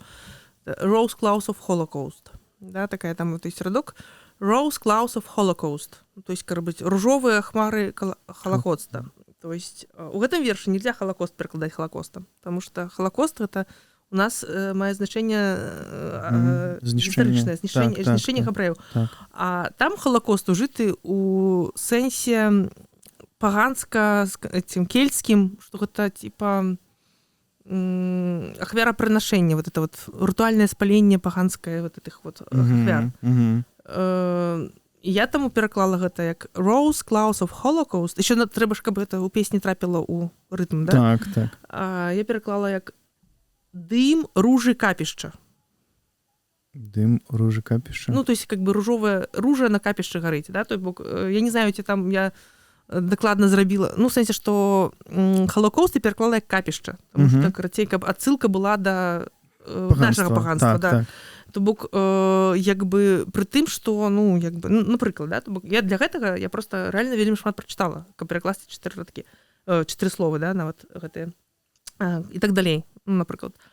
Таму часта вельмі у перакладчыкі, которые перакладаюць з нейкай мовы, першае, ну, пазначаем падзяку тым, хто, асабліва вот з літоўскай мовы, калі мы перакладаем, зараз з'яўляецца больш людзей, которые наўпрост могуць з літоўскай перакладаць, і нават ужо паэтычныя пераклады добра рабіць. Але раней нам дапамагалі самі літоўцы, которые яшчэ ведаюць рускую мову, і таксама яны спрабуюць пашырыць сваю паэзію на ўвесь свет, і яны ангельскія перакладкі, падрадкоўнікі робяць. У гэтым плане пераклад паэзіі гэта больш, чым проста, ну, пакуль што штучны інтэлект бессільны. Атрымліваецца, што перакладаць паэзію прасцей, чым перакладаць прозу. Не, это просто іншае мастацтва. Ну, іншыя тэхналогіі там. Просто я думаю про тое, што насамрэч можна ж перакладаць недакладна, і наогул часам вершы ж перакладаюцца, ну, зусім там, ну, там умоўна сэнс ёсць, пададзены сэнс, што быццам бы было ў вершы арыгінале, але, ну, вось словы складзеныя, каб яны вось рытміку такую трымалі, але, ну, красей не супер дакладна, наадварот, вось настолькі адрозна ад тэксту. Трэба, каб твой недакладны пераклад... Ну, ёсць такая тая школа перакладу, у которой я ўдзельнічаю, мы называем гэта функцыянальным перакладам. Ну, то сэнс такі, што твой пераклад павінен уздзейнічаць на чытача гэтак жа, як арыгінал на чытача ці слухача. Ну, замежнага. Так, бо Ну, зноў жа, напрыклад, Артега і Гассет, філосаф такі ёсць, яго ёсць эсэ пра пераклад. Ён нагадвае, што калі немец перакладае іспанскі твор, і там ёсць слова «лес», то трэба вельмі добра падумаць, ці іспанскі лес перакладаць нямецкім лесам. Таму што як бы ў Іспаніі, у Нямецчыне розныя лясы. Калі ты кажаш лес на пэўнай мове, што ты маеш на ўвазе? Можа быць, варта перакласці, дакладна паглядзець, у якой лакацыі адбываўся, у якім лесе менавіта адбывалася дзеянне, і перакласці яго тым лесам, который уявіць немец. Гай, да, ці там узлесак, ці просто, не знаю, там аліўкавая роща, што-то там. Ну так, у Брытаніі, напрыклад, Шэрвудскі, так, ось адразу будзе вядома, што гэта там Робін Гуда, там лес. Ну, гэта не зусім... Не? Ну, сэнс такі, што... Але, ну, всё, я зразумеў. Да. Прабачце, может быть, это такая... Мы ж павінны нармальна патлумачыць людзям. Так, не, гэта насамрэч, ну, і мне патлумачыць, таму што, ну, мне часам падаецца, што гэта так вельмі, вось я кажу, што проста. Типа, я напісаў па-беларуску, вось ёсць верш, ён там умоўна пра птушку, якая спявае. Я і напісаў пра птушку, якая спявае. Вось там 4 словы, тут 4 словы. Там 5, атрымліваецца, радкоў, тут 5 радкоў. Ну і всё, там агульны сэнс перададзены, і всё, класна. Я гэты перакладчык вершаў. І ты таксама з самага пачатку сказала, што перакладаць вершы... Ну, глядзі, я просто хочу пахваліць працу Кулікова Ігора і Антона Брыля як перакладчыкаў вершаў. І мне важна, што абодва, адзін з іх лінгвіст, другі матэматык, але Ігор многа працуе менавіта з кампутарнай лінгвістыкай сваёй. Так. Вось. Сэнс такі, што у перакладах вершаў, асабліва вось гэтых старажытных і рулярных вершаў, калі яны будаваліся па пэўных законах, не толькі сілаботанічных, там сілабічныя, што калі аднолькавая колькасць складоў павінна быць у радочку. Дык гэта вельмі падобна да коду. Вось. І вот, напрыклад, тую ж гражону перакласці, там 11 складовік польскі, я яго пераклала нашым пяцістопным ямбам, і, карацей, у мяне падчас перакладу, калі я перакладаю паэзію, у мяне артрыт пачынаецца. Я ўвесь час лічу склады. Так вот пальцамі. Ну, тому што мне цяжка яшчэ на рытм, ну, асабліва, калі ты там мяняеш твор, потым новы рытм увесці. І сілабіку, напрыклад, там трэба дакладна палічыць склады. Я вот, напрыклад, спецыялізуюся на вот этой сілабіцы, і мала хто працуе зараз. І вот лічыць склады трэба. І то я часам памыляюся, потым знаходжу гэта ў вычытцы. Я прапусціла склад. І тут трэба, знаеш, усё мяняць, там какой-то склад ставіць. Вось, такія справы. І гэта, ну, фактычна код. Но пры гэтым пакуль што машыны не заменяць чалавека ў гэтым, таму што гэта яшчэ і паэзія. Так што... Ну, а калі казаць таксама, пра гэта з Сергеем трошкі размаўлялі, менавіта пра удзел цяпер штучнага інтэлекту ў перакладах, калі не пра вершы казаць, ну, пра вершы гэта вельмі складана, сапраўды, я так разумею, то бок я не ведаю, колькі трэба вучыць, каб ён пераклаў нармальна хоць пару радкоў. Але калі пераклады кніжак, наколькі ён дапамагае, наколькі карыстаюцца цяпер? Вот мы з Сергеем былі разам на адной канферэнцыі, дзе нібыта моладзь зараз даследуе гэтыя магчымасці. Увогуле лічыцца, што всякие штучныя інтэлект, всякие праграмы па перакладзе, яны не канкурэнты перакладчыкам, а просто памочнікі. Ну, вот як ты можаш ісці зараз у Пінск ад мяне пешкі, а можаш на машыне ехаць. То есть, в прынцыпе, мэта ў цябе... Ты дасягнеш мэты сваёй калі-небудзь, але на машыне хутчэй. Тое самае з перакладам. Вось. Магчыма, ён зараз... Ну, многія такія тэхнічныя рэчы, на которые раней адцягваўся час чалавека, кшталту сінхроннага перакладу. Магчыма, сапраўды штучны інтэлект заменіць сінхраністаў. Ну, вот, як бы, не знаю, мне здаецца, што, можа быць, для пэўнага чалавека, который гэтым зарабляў, гэта можа быць сумнай навіной, але, у прынцыпе, чалавецтву стане лягчэй, мне здаецца, агулам, так? Вось. Ну і сапраўды перакладчыкі літаратуры глядзяць, як это можа выкарыстоўвацца. Все адно патрэбна чалавечая супервізія ў любым выпадку. Бо тут можа хутчэй ты будзеш тут рэдактарам, правяральшчыкам за ім. Або я, напрыклад, не карыстаюся часам, калі я перакладаю нешта на замову, там трэба 20 сторонак нейкага тэхнічнага дакумента. Да, я спакойна яго беру Google Translate, Але я не заўсёды магу цалкам фразу ўставіць. Я магу, напрыклад, уставіць 3 варыянты адной фразы і з іх сабраць 4-ю. Ну, таму што мне трэба паглядзець, таму што ён увесь час розныя ланцужкі робіць. І я магу просто выбраць, што мне трэба. Так. Асабліва цяпер я гэта раблю, калі я перакладаю на польскую ці на ангельскую. Таму што ў мяне няма... Гэта мае слабыя мовы, ну, в плане, што я не дасканала магу нешта напісаць. Канешне, скарыстаюся памочнікам. Ну, як бы, чаму не? Ты ж удзельніца там розных конкурсаў, цябе запрашаюць у журы там на нейкіх прэміях кніжных і гэтак далей. Мне вось цікава, наколькі вось існуюць вось гэтыя крыўды паміж самімі вось рэдактарамі, пісьменнікамі, там ці таксама яны могуць там, не ведаю, нешта не падабаецца. Нават вось ты як перакладчыца, табе не падабаецца нейкі пераклад, і ты такая, ну, бляха, ну вось гэта гаўно, ці нешта такое, ці могуць іншыя так казаць. То бок, ці ёсць нейкая такая, у вас там добрая сістэма беларускіх пісьменнікаў, ці ўсё ж там ёсць таксама гэта раздзяленне на там свае чужыя, добрыя, злыя? Наконт раздзялення свае чужыя, на жаль, гэта такая балючая тэма была некалькі дзесяцігоддзяў таму, ну, апошнія 25 гадоў, бо лічылася, што ўсё падзелена на тусоўкі, што сваіх толькі свае. Насамрэч, ну, я адразу скажу, што калі я такое чую, для мяне гэта сігнал, што той, хто так кажа, хоча стварыць сваю тусоўку, усім свае тусоўцы ўсё раздаваць, і яму трэба тлумачэнне, што все так робяць, таму ён будзе так рабіць.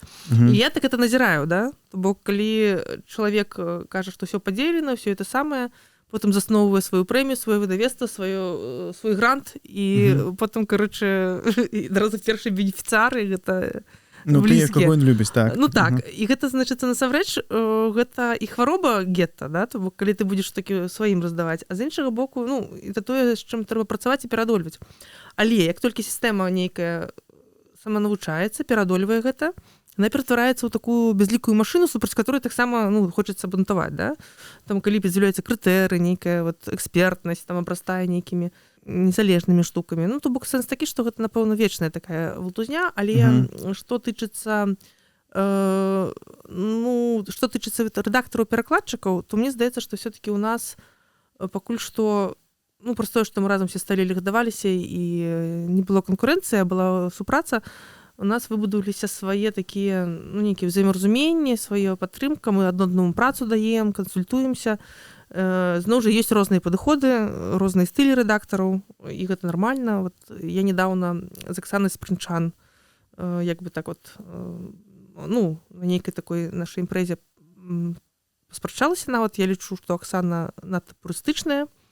Вось, як рэдактарка, яна моцна так вот за чысціню беларускай мовы. Я лічу, што трэба дазваляць мове быць крыжачку бруднай, і літаратуры гэта нават плюс. З іншага боку, мне вельмі падабаецца, як яна зрабіла Пінокіо, ось Аксана, кніжку ўганяць зараз за пераклад, што она не дзіцячая, нейкая дарослая, нейкая там мова складаная, але это, ну, хутчэй за ўсё тое, што было ў арыгінале, бо гэта такая літаратура 19 стагоддзя з марлітэ.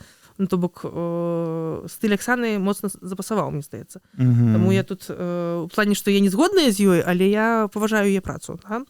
Ёсць, канешне, праблемы, калі рэдактар і перакладчык, або рэдактар і аўтар моцна не супадаюць у поглядах, і там пачынаецца калатнеча і нават канфлікты. Вот тут акурат на нашай зараз сферы адбываецца такі скандал невялікі, калі там пераклад просто забралі кепскі пераклад, аддалі іншому перакладчыку, або рэдактарка. Да. То бок вось чым яно заканчваецца, такі, што канфлікт могуць проста нават забраць. Да, ну сэнс такі, што проста насамрэч гэта добра, што так спрацавала, таму што я знаю выпадкі, калі ва ўкраіне гналіся за тыражамі і друкавалі кепскія пераклады. І ў выніку чытачы вярталі гэтыя кніжкі, і выдавецтва, ну, губляла грошы. Ну так, так. Вось. Асабліва, калі там зараз ужо падрыхтаваныя чытачы, яны бяруць пераклад на сваёй мове, каб параўнаць яго з тым, што было ў арыгінале.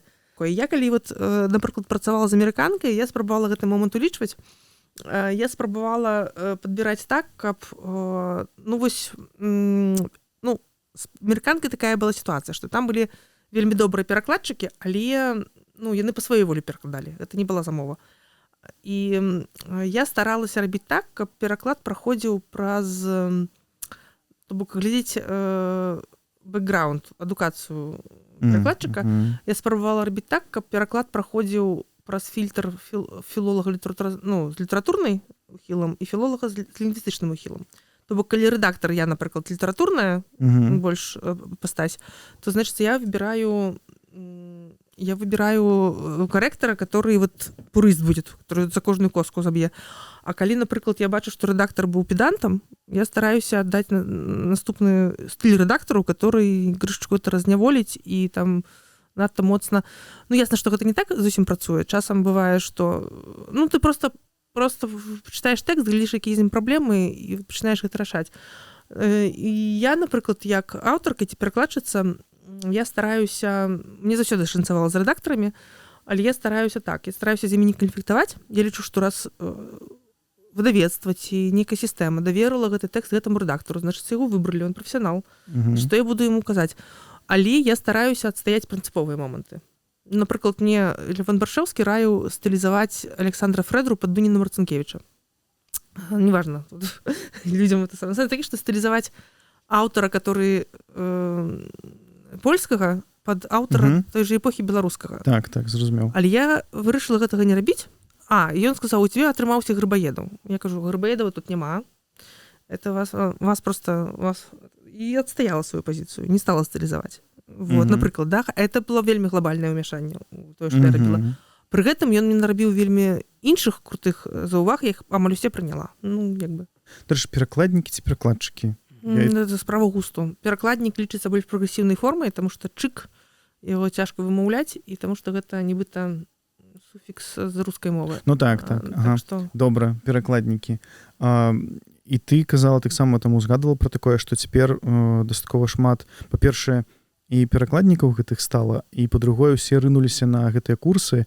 Гэта значыць, што цяпер усё больш і больш перакладаецца на беларускую мову літаратуры, і што нават не хапае гэтых перакладнікаў, ці не, ўсё не так добра. Ну, мне здаецца, што проста ідзе рост. Праз тое, што выдавецтвы зараз маюць магчымасць выдаваць пераклады, і неяк дайшло да людзей, што пераклады на беларускую гэта тое, што мацуе культуру, як місія спадамляецца, то проста попыт, прапанова, проста ідзе рост гэтай сферы. Это добра. Ну, як бы добра, з іншага боку, канешне, можа выходзіць бокам праз недачытаныя кепскія пераклады, але, скажем так, все-таки, у меня есть оптимизм, у нас сфера не расце так хутка, каб гэта адбівалася на якасці. У нас ёсць стандарты зададзеныя, у нас ёсць прэмія, дзе вызначаюць найлепшых і найгоршых перакладчыкаў. Вось, крытыка, на жаль, няма у нас много крытычных тэкстаў пра гэта, але, часам могуць быць водгукі. Вот зараз публічны водгук дам, дарэчы, адзін. У нас ёсць яшчэ такая сфера, як пераклад фільму. Яна таксама зараз расце. І яна расце, я сама ў гэтым крыху удзельнічала, но зараз, мне здаецца, яна расце так некантралявана, то бок з'яўляецца вельмі шмат аматарскіх перакладаў, на іх збіраюць грошы. Гэта выдатна, потому што у мяне маленькія дзеці, і я рада, што яны могуць па-беларуску адкрыць сайт і па-беларуску глядзець вельмі шмат фільмаў. І вось я тут з старэйшым паглядзела Wednesday. Вот, я не знаю, мне такое ўражанне, што яго перакладалі з украінскага перакладу, потому што там вельмі шмат украінізмаў, прычым в некаторых момантах гэта ледь несвядомая пазіцыя, па-мойму, гэтай словы вводзіць у беларускую мову. І гэта, напрыклад, кампус. Перакладаць кампус ці коледж гуртожыткам, зусім ужо. Я разумею, што слово інтэрнат не тое, трэба ж падумаць. Лепш кампус пакінуць. Вось. Або взять тое, што ў Гарры Потары. Неяк з Гарры Потара вот это вот. Я не помню, што там ужила Алена Петрович. То бок сэнс такі, што не так это робіцца. І там реально вельмі шмат украінізмаў. Не знаю чаму. Ці гэта перакладчык там жыве, ці это вот пазіцыя. Вот. Карацей, гэта отрезала. Плюс яшчэ в некаторых момантах там былі банальна памылкі, напрыклад. Бачна, што просто не прафесіянал рабіў. З аднаго боку, файна, што гэта, і прычым агучана цікава. То есть там, як бы, бачна, я бачу, як рэдактар памылкі, вот, і мне кепска ад гэтага. Але з іншага боку, я рада, што гэта робіцца. Што хтосьці 3 серыі цэлых агучыў, я магу глядзець па-беларуску. І галоўнае дзіця можа глядзець і не чытаць тытры. Вось. Да. Такім так, я згодны, што цяпер розных менавіта фільмаў стала ўсё больш і больш, гэта праўда. Прычым некаторыя фільмы літаральна не толькі там у вольны доступ дайшлі, і іх ужо адразу і пераклалі. Там не так даўно выйшаў там граф Монте-Крыста, і граф Монте-Крыста ўжо можна паглядзець па-беларуску. Супер же. Здорово. Так, і я таксама тут згодны, што гэта так што я вельмі рада, і я таксама у сэнсе, што мы працавалі, шмат хто з перакладчыкаў, у прынцыпе, скажем так, зарабляў на тым, што рабіў пераклады і зарабляе дагэтуль. Але як бы якасць, тут кантроль якасці, так бачна, што ў некаторых момантах, да. Фільмы прасцей перакладаць усё ж, чым кніжкі? Іншае, зноў жа, іншае. Там, па-першае, зараз, як бы, калі мы пачыналі, там яшчэ гэтых не было праграм, зараз ёсць праграмы, которых, як бы, зараз нават агучка перакладаецца ў праграмах для тэатру. Потому что гэтая праграма сочыць, каб у цябе фраза не была даўжэйшай за фразу у арыгінале. Так. Потому что і ў тытрах яна павінна на экран змяшчацца, і акцёр павінен вымавіць яе. Па-другое, там немагчымы зноскі.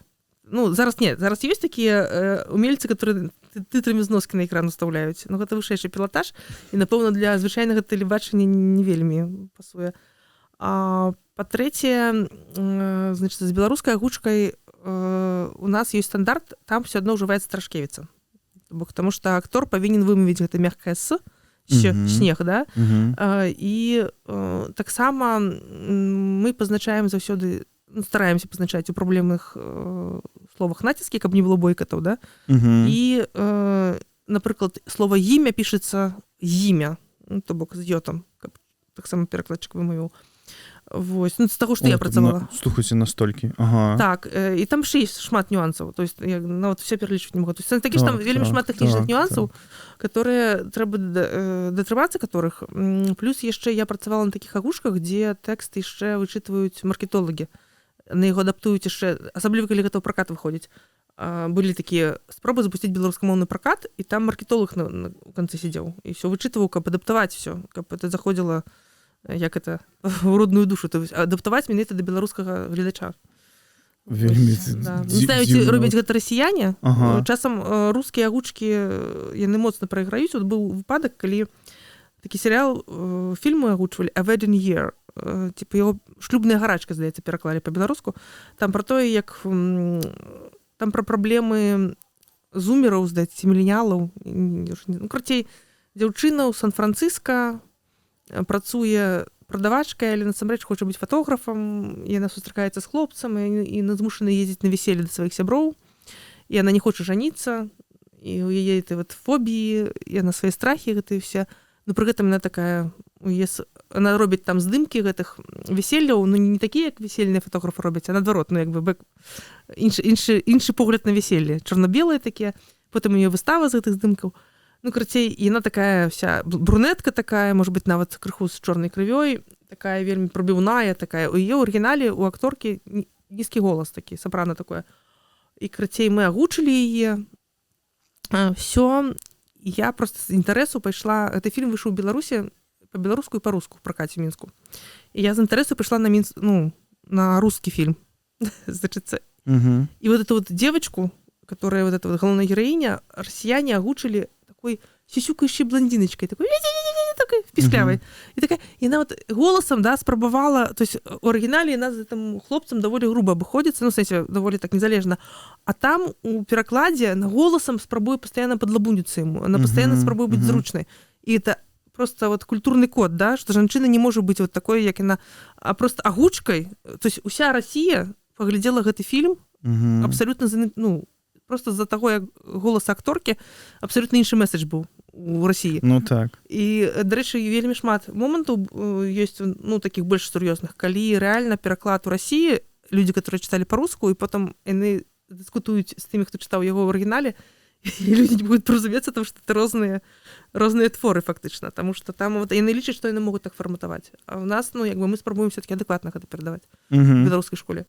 Ёсць дзве серыі, «Амерыканка» і «Градус», дзе ты выступаеш, я не ведаю, галоўнай, ці, як гэта сказаць, ты рэдактарка там і ўсё, ты гэта і прыдумала, як гэта можна сказаць пра серыі? У меня праблема, што гэтыя серыі зараз застопарыліся, я не магу іх працягваць па розных прычынах, і І пры гэтым у мяне яшчэ ёсць ідэя 3 серый кніжных.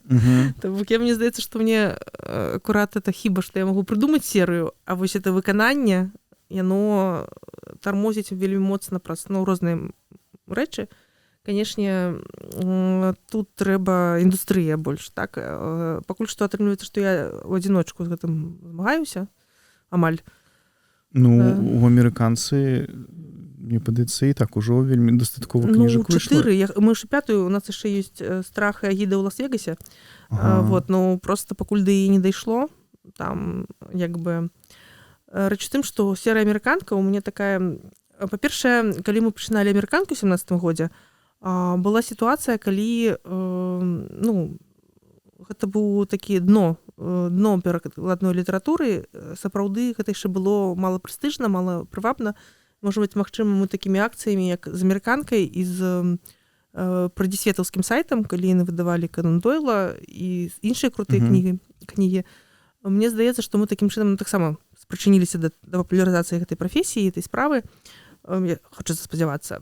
І сэнс такі, што тады этот ліст чакання амерыканкі быў даволі вялікі, там плане, што мы яшчэ ведалі пра шмат якія творы, якія можна перакласці і выдаць. Зноў жа, напрыклад, Гэтсбі там быў. Але там Сергей доўга перапісваў пераклад, а калі ён яго перапісаў, яму этот пераклад прапанаваў выдаць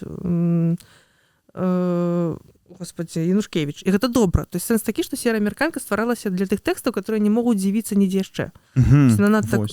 І таму я...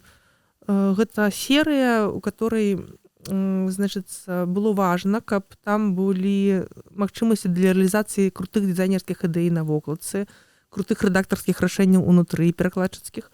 Тут яшчэ няма кніжкі «Бойня нумар 5». Вось, тут перакладчык недзе ходзіць вакол. Але там праблема была, я дазволіла перакладчыку, я моцна перапісала першую рэдакцыю, которая была як рэдактарка, але я дазволіла Павлу Костюкевічу ўжыць замест слова циферблат лічба кола. І у мяне была прэтэнзія ад чытачоў за гэта. Лічба кола. А мне здалося, што калі чалавек захацеў, а там просто такі быў, адпавядала таму, што было напісана. Ён спецыяльна яго ўжыў, таму што там это стылістычна было абумоўлена. І я думаю, што для такіх момантаў існуе амерыканка, каб перакладчык мог самавыразіцца, паэксперыментаваць. Таму я дазваляла поўную вольніцу з выбарам правапіса і так далей. І вельмі мы ў кожнай кніжцы спрабавала, каб у макеце штосьці было. Сам фармат прыдумаў сам перакладчык. Ён хацеў, каб кніжка была падобная да кавалку мыла з дынамітам. Вось, і тут мусілі быць цісненні, но тут просто не пацягнула друкарня. Тут цяжка вельмі было штосьці зрабіць у гэтым плане. Толькі ідэя недасканалая была. Але ўнутры у нас тут шрифт вельмі вялікі. Гэта амаль дзіцячы. І хто там не адкрыў? Зараз скажу. Янушкевіч першы раз адкрыл. Што это такое? Где это такое? Это ГОСТ. Где? Это тут не ГОСТ. Карацей, але мы так спецыяльна рабілі, то бок, і потым гэтым шрифтом і чытво такім падобным выдадзена, але ўжо, напрыклад, кніжка Пенелапіада так не выдадзеная спецыяльна, таму што там іншы прынцып быў. Таму што калі б мы так выдавалі, там проста вершы, а вершы не звярсталіся. Вось, і так далей. І зараз будзе Хантер Томпсон у такім фармаце. Я вельмі перажываю, бо там такая вокладка. Я просто не хочу раскрываць сакрэтаў. Но я хочу менавіта эту вокладку і ніякую іншую. Таму так вот, да. Ёсць яшчэ кніжка вось у серый градус. Серая градус, да, это боль, таму што это задумывалася як выданне новых, нейкіх такіх перафарматавання канону. І я таксама гэта застопарылася. Напрыклад, я хацела выдаць, ёсць макет Купалы у рэдакцыі 28 году, Трашкевіцай. Бок это апошняя рэдакцыя прыжыццёвая аўтара да рэформы, скажем так, да пачатку вялікай цэнзуры. І, напрыклад, ужо зараз это было выдадзена як такі ідэалагічны адказ, рэдактарскі адказ. Это бачанне Марыны Казлоўскай, як яна бачыць у параўнанні з Ганнай Северынец канон Купалы. Дык пасля гэтага, напэўна, кожнае выдавецтва ўжо выдала купалу з таго часу. І атрымліваецца, гэта яшчэ адвачні купалы, і неясна, ці гэта будуць купляць, таму што, ну, таксама кніжкі нельга проста выдаваць, каб яны былі. І іншыя мае ідэі таксама, ну, карацей, сэнс такі, што пакуль што серыя «Градус» таксама на стопуры. Але я все равно спытаю, там, калі я бачыў, можна было замовіць прадзамову зрабіць кніжкі, і там было напісана, што пра кніжку «Адвечным шляхам», калі не памыляюся, там было напісана, што гэта самая важная кніжка, выдадзеная за апошнія 100 гадоў, нешта такое. І вы можете прачытаць, чаму, калі перайдзеце па Google форме і замовіць яе. Я перайшоў па Google форме, але яна ўжо ўсё скончана, і немагчыма зразумець, чаму гэта самае важнае за 100 гадоў, але пытанне засталося. Ясна. Ну, сэнс такі, што гэта, напэўна, першы беларускацэнтрычны філасофскі твор, дзе аўтар паглядзеў на жыццё Беларусі з гледзяша беларуса. Вось. І, на жаль, ну, да апошняга часу такога бачання беларусы для сябе не мелі. Вось. У нас мы толькі зараз навучыліся, напэўна, думаць пра сябе, думаць Беларусь, так, як словамі іншага філосафа. І тут я магу сказаць, што твор атрымаўся вельмі сучасны ў яго. Ён яго напісаў фактычна перад смяротным стане. Спачатку адно лёгкае страціў, ляжаў у больніцы, пісаў твор, а потым другое лёгкае адмовіла, ён памёр. Фактычна такім памежным стане напісаў. І гэта была яго рэакцыя, фактычна, там не сказана ў тэксце, но гэта была рэакцыя на рыжскую дамову, калі Беларусь падзялілі без ведама беларусаў. І як бы, ну, і ён там знаходзіць як бы адказы на пытанне, чым ёсць Беларусь, нягледзячы на тое, што, ну, в прынцыпе, краіну расцеклі. Вот, ну, і знаходзіць там нейкія агульныя коды. То есть фактычна, што Беларусь гэта сітуацыя паміж, што гэта паміж усходам і захадам, ну, не значыць, што яна нейкай кепскай і павінна прымкнуць туды ці сюды, а значыць, што гэты стан паміж і можа быць адказам. Ну, што вот як мы такія, мы сумежная, памежная культура, памежная краіна. Другі момант гэта ягоная ліючаяся форма. Вось такі мастак Максім Осіпов на сваім дване як бы там выявіў Канчэўскага з гаршком, з которого что-то льецца. Ну, карацей, ён так сваё стаўленне выказаў да метафоры ліючайся формы, але сэнс у тым, што Канчэўскі казаў, што трэба, ну, адаптоўвацца. Вось, прыстасоўвацца і увесь час мяняцца, тады вот мы застанемся беларусамі і мы застанемся, ну, то есть творчасць. Творчасць гэта адзін з рукавікоў народа. І трэці момант кааперацыя. Ён быў эканамістам і прасоўваў ідэю кааперацыі ў як бы 20-е гады, што тады было вельмі прагрэсіўна. І ён гэтую ідэю кааперацыі пашыраў рабіў з яе філасофскую катэгорыю, пашыраў яе на заклік гуртавацца, аб'ядноўвацца, рабіць штосьці разам. І мы бачым, што крэатыў, салідарнасць і ну, быццё паміж, то бок неналежнасць ні да тых, гэта, ў прынцыпе, тое, што зараз моцна вызначае нашу краіну, нашых людзей. То есть, фактычна, гэта кніжка, которую ён прадказаў развіццё беларускага грамадства у умовах, вот, якія насклаліся ў свеце. Умовы іншыя у нас не будуць, а мы павінны неяк застацца. І гэта такая даволі важная для мяне кніга ў тым плане, што, ну, он рэальна паказаў шлях. Вот, як можна існаваць.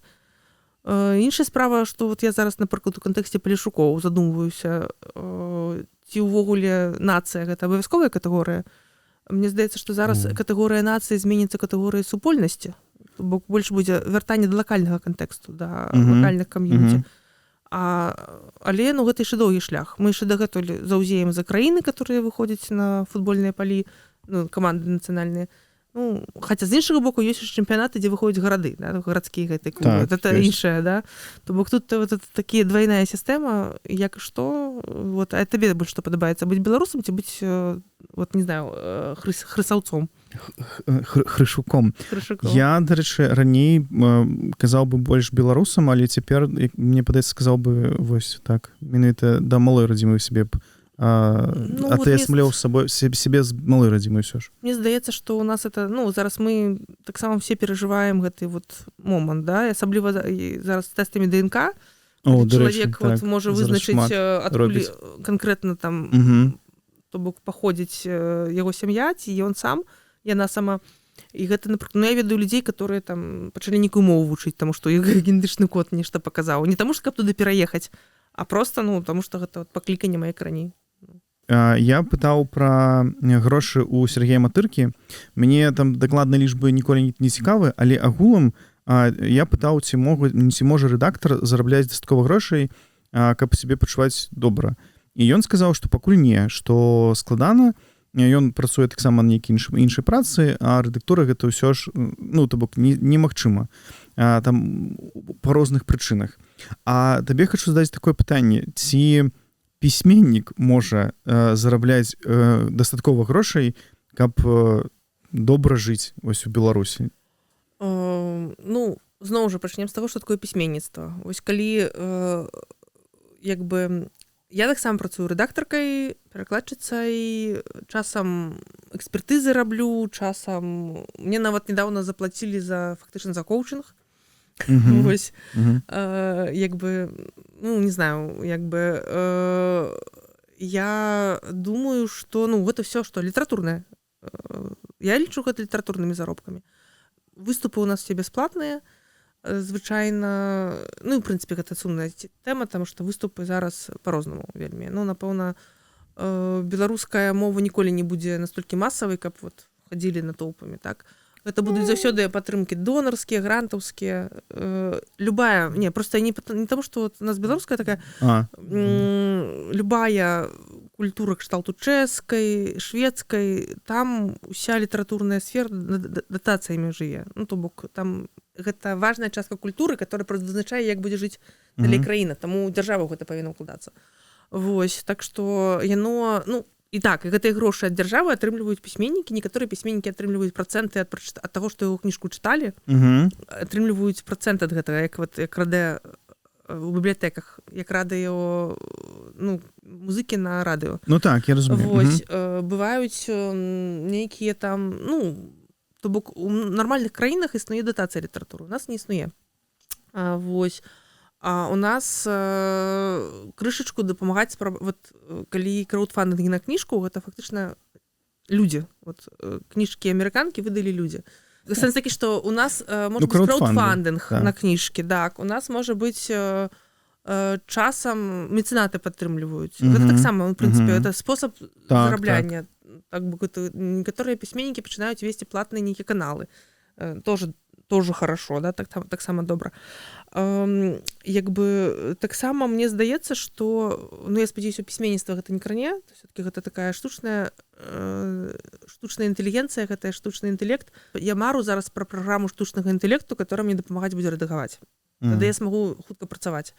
І гэта не толькі для таго, каб я грошай больш атрымлівала, а для таго, каб хутчэй кніжкі выходзілі. Ну так, таму што просто залежыць. Так, таму што часам, ну, просто я упэўненая, што зараз можна паставіць нейкія задачы стылістычныя гэтай праграме, каб яна за цябе рашала, ну, не просто, дзе коска не так стаіць, як вот у спелчекеры, а канкрэтна, што гэтае слова там выбіваецца з гэтага стыля, або каб яно нагадвала, што у вас там праз 3 старонкі вочы былі чорныя тут ад травасіння і так далей, вот гэтыя рэчы. Гэта, ну, таксама тэхнічная праца і увага чалавека, ну, я лічу, што гэта можна замяніць спакойна. І это будзе толькі лепш для ўсіх. І для рэдактара, который умее гэтым карыстацца, і для выдаўца. Вось. А пісьменніцтва, ну, это будзе штучная праца, і гэта будзе, ну, будзе ацэньвацца, напэўна, як вот менавіта як мастацтва, а мастацтва, яно, ў прынцыпе, калі яно сапраўднае, яно не будзе атрымліваць грошы. Таму што чалавек не будзе думаць пра заробак, а он будзе думаць пра іншай катэгорыі. І таму я заклікаю падтрымліваць тых аўтараў і аўтарак, што вам падабаюцца, вашых сяброў таксама. Дарэчы, вот у яўрэяў, у габрэйскай культуры, у Беларусі вот, акурат гэта было моцна развіта, таксама, паколькі у нас былі магутныя габрэйскія кахалы, лічылася, што калі зяць, то есть калі дачка выйшла за чалавека, который талмудыст, вывучае талмуд, то сям'я яго утрымліваць павінна. То есть он павінен сидзець пісаць, вучыць, нічога не рабіць, не працаваць як вот нармальны зяць, да, у гаспадарцы, а менавіта талмудыст. І гэта пашана для вот сям'і, што такі чалавек у іх ёсць. Вот, прыкладна вот такая пазіцыя талмудыстаў у грамадстве, вот, ну, яна неабходная, да, каб захоўвалася культура. Вось, чаму габрэі захавалі мову, захавалі культуру праз стагоддзі? Таму што былі талмудысты, которые не працавалі, а сидзелі і это все захоўвалі. Так што вот мне здаецца, што пакуль што ў беларускім кантэксце гэтых вот птушачкі. Клас. То есть не то, што, разумееш, як бы я не хачу вельмі шмат пісьменнікаў, шмат працуе. То бок просто пра гэта нават можа невядома. Але я знаю многіх людзей, которые за гэтага не пішуць, маўчаць. І наколькі гэта важна, ну, як бы атрымліваць, ну, я ведаю, што гэта трэба. Я кажу, што шмат у чым я адбылася як пісьменніца, дзякуючы сваёй сям'і, которая вот крышачку разумела гэты момант, да, што вот этого талмудического такого нейкага абалонкі для цябе. Ну так, і тое, да, і тое все адно мне прылятае, ну, маць паэтка гора в сям'е, да, все равно прылятаюць гэтыя нейкія заўвагі, да, што все адно трэба быць больш нармальным чалавекам, чым ёсць пісьменнікі. Да. А колькі трэба прадаць кніжак, вось, напрыклад, умоўна, беларускі, не ведаю, Маня Протар нехта напіша, колькі трэба прадаць асобнікаў, каб вось, ну, не думаць таксама, як у Амерыцы пабудаваць сабе дом. Вось наогул нехта можа нечым такім пахваліцца з беларускіх пісьменнікаў, што прадаліся столькі кніжак, што за гэта можна жыць. Вось, ну, кніжкі якой-небудзь супер-бестселлер ёсць у беларускай літаратуры? Ну, па-першае, гэта не мае таямніцы. Нават калі я ведаю, або я не ведаю, тому што гэта не хваецца, або я калі ведаю, я не магу гэта расказваць, таму што гэта не мая таямніца.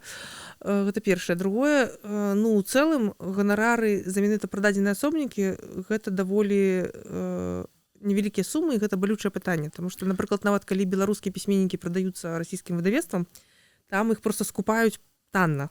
Потому что, в принципе, ты не можешь ведаць, ці ты будзеш, ці ты напісаў добры твор. Это толькі будзе вядома, калі твор уже дойдзе да чытача. Так. Тоже ў маркетинг укладвацца, ну, не знаю. Пісьменнікі зарабляюць, ну, сама сістэма, як да пісьменніка прыходзяць грошы, калі ён напісаў добрую кніжку, яна ж не складаецца з адсотку продажу. Ну, часам вельмі крутому пісьменніку, который вядома, што ён прадацца, даюць аванс, і ён на яго піша, а потым, значыць, астатні ён атрымлівае адсоткамі, да, роялці. Але это складаецца таксама з тваёй папулярнасці, з таго, што тебе платна запрашаюць на лекцыі, калі ты стаў вядомым, што табе даюць прэміі за гэтыя кніжкі. Сума прэміі таксама як твой заробак, што праз тое, што ты такі папулярны, тебе могуць запрасіць кудысьці там на творчую рэзідэнцыю, і ты ўжо падаеш свае кніжкі як партфоліо, што ты такое напісаў, і табе, напрыклад, 3 месяцы дазваляюць жыць дзесьці і пісаць. Можа яшчэ пакорміць, там, стыпендыю даюць. То бок ты не трацішся на жытло і на ежу, але пры гэтым сядзіш, у цябе і стол, і ты можаш пісаць. Зноў жа, ну, як бы, калі ў нармальных умовах чалавек такога не можа сабе дазволіць. Фактычна яму плацяць за тое, што ён пісьменнік. Ну так. Вось, з гэтага, ну, это таксама можам залічваць. Ну, як бы, то бок 3 месяцы ты забяспечаны, напрыклад, ці забяспечаныя, калі. Вось. І зноў жа тут, дарэчы, вот паскарджуся, ёсць абмежаванні. Не на ўсе рэзідэнцыі можна прыехаць з дзецьмі. Так? А для мяне, напрыклад, важна вот пісаць, і щоб это все вокруг бегало, доставало мяне, у меня ад гэтага творчасць фантануе, да, напрыклад. І як бы я не магу быць спакойнай, калі не побач няма дзяцей. А вот Павло піша no kids, да, як бы я нават бачыла на адной рэзідэнцыі ў Латвіі, як жанчына дзіця ў шафе хавала ад арганізатараў. Да, реально, там была такая, ну, гардероб, пасадзіла яе в нейкую там і выводзіла там, калі ўсе выходзілі, вечарам яе тэлевізор глядзець мульцікі. Ну, такія бываюць моманты, да. Роялці гэта цяпер насамрэч на такое разлічваць вельмі складана, то бок насамрэч каб быць пісьменнікам, ну, вельмі шмат складнікаў, якія дапамагаюць і жыць карцей. Каб быць так, роялці яшчэ ж могуць быць не за той твор, што ў цябе ў краіне выдадзены, а за мяжой. Вось зараз думаю, спадзяюся, у свет курс зараз добра справы, бо ёй хоць нейкія роялці ідуць за все гэтыя пераклады шматлікія, што ёй выдалі. Хаця таксама ёсць моманты, калі бывае, што перакладчык прадае права гэтыя роялці, ну, все гэтыя кантракты атрымліваць, ён разова прадае свае правы, напрыклад, за вялікую суму, і потым на гэтым уже зарабляе выдавецтва. Да, таму што проста, каб прадаваць гэта асабіста, трэба гэтым асабіста займацца. Некаторым гэтым не хочацца займацца, проста хочацца жыць лучшую жизнь. Ну, так. Да, і таму ён проста затанна можа прадаць правы. Вось, потым, ну, вот это замежныя таксама лічым. Так, калі кніжка папулярная і яе паўсюль выдаюць, то гэта, канешне, плюс для пісьменніка. для пісьменніка. І таму, ну так. Вот. Але у Беларусі, у прынцыпе, па-беларуску ніколі не будзе чытаць дастаткова людзей, каб ты на гэтым зарабіў. То есть, ну, это не таму, што... Так, тут зразумела так, пра статыстычна і што насамрэч не так. Ну, гэта насамрэч важна улічваць, калі размаўляць пра беларускі кантэкст. Так, я таму і казала, што калі вы хочаце, каб беларуская культура заквітнела, яе трэба падтрымліваць датацыямі. І так робяць ва ўсім свеце, дзе маленькая культура. Канада, ўжо нібыта мова ангельская вядомая, і не трэба яе захоўваць. Але вот у Амерыцы няма фондаў, которые прасоўваюць амерыканскую літаратуру. Потому что Америка, якая. А Канада невеличкая, у них есть фонд, который просовывает канадскую национальную, литературу. Так. Ага. Вот. Так что...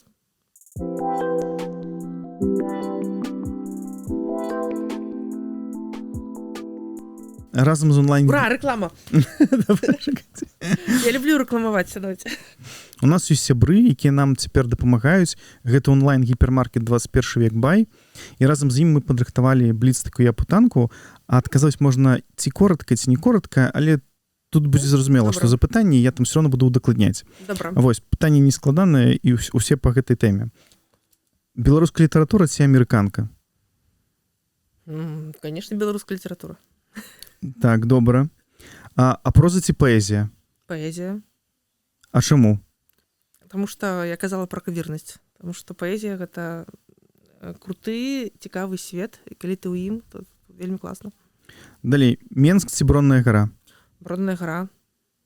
А ты не любіш Менск? Слухай, ну, у Менску я нарадзілася, гэта была дадзенасць.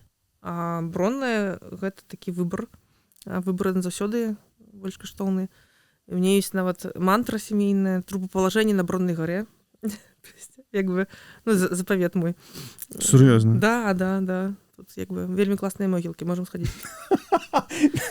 Просто Максим уже ведае пра тое, як з Дзітава шоў фронт, і партызаны раскапалі магілы нашых продкаў, каб забіць паліцаяў, і адну магілу дагэтуль не можам адкапаць пасля гэтага. Так што Беларусь вызвалялі нават мёртвыя чальцы сям'і Мартысевічаў. Не, ну прошу прощения, што смяюся, але просто класныя могілкі можна паказаць. Дранікі з мукой ці без? Я яшчэ не вызначылася. Вагаюся. Але калі яны, я ў працэсе, калі яны просто разваливаюцца, я там могу мукі дасыпаць. То бок гэта залежыць ад, як бы. Но дранікі любіш? Люблю есці. Я вот акурат зараз вчора весь дзень думала наконт... У нас тут 3 таркі. І я думала все-таки, ці існуе... Вот, 21 век. Ці існуе пагружны блендер, каб з функцыяй дранікаў. Потому что мне не трэба камбайн этот дурацкі, а мне трэба вот пагружны блендер, каб ён вот менавіта малоў бульбу на дранікі, як нам, беларусам, трэба. Калі такі есть, калі ласка, вот раскажыце сваім, да. Мы, калі што, дадамо спасылку. Я сёння людзей карміла супам, пракручаным праз мясарубку. Я выбіраю новы блендер. Так. У мяне яшчэ ёсць пытанне. Чытаць кнігі ці пісаць кнігі? І тое. Без этого немагчыма. То есть спачатку трэба чытаць, а потым, калі захочацца, пісаць. Да. Добра. Пісаць кнігі ці рэдагаваць кнігі? Таксама і тое. Але рэдактура — гэта грошы, таму, канешне, рэдагаваць лепш. Ага, зразумеў. І апошняе пытанне. Соня Сінічка ці Максім Статкевіч? Соня, конечно. Ну, хотя там, как бы, лепш іншыя героі. Я люблю заўсёды другасных герояў. Машу люблю. І іншых некаторых. Васю люблю. Я заўсёды ва ўсіх творах, которые чытала, заўсёды заўзела за другасных герояў. Таму што галоўныя героі, іх пішуць, ну, таму што так трэба. А вот другасныя заўсёды для душы аўтара. Тут будуць таксама напісаны промакоды, па якім вы можаце атрымаць зніжку на 21 веку. Пагружны блендер з функцыяй дранікаў. Калі нават 21 век, можна нават такі выпрацаваць для беларусаў спецыяльна, лакалізаваны. З 21 веком у нас ёсць падарунак для вас. Ой, ну это не блендер. Ну праблема, ну вы бачылі этот суп сёння. Так, пакуль гэта не блендер, вось такая класная упаковачка. 21 век заўсёды побач. Вось. Можна адкрываць, можна пасля адкрыць, таму што яшчэ будуць пытанні, але вось так. Я потым адкрыю. Так, добра. Это не блендер, я буду плакаць.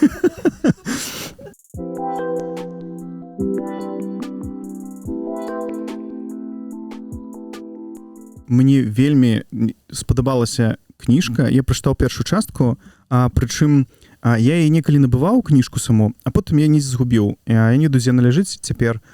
І я пірацкі спампаваў і чытаў. Вот этот сайт, мы знаем про вас, змагаемся і трываем вас толькі дзеля папулярызацыі беларускай літаратуры. Вот, як бы.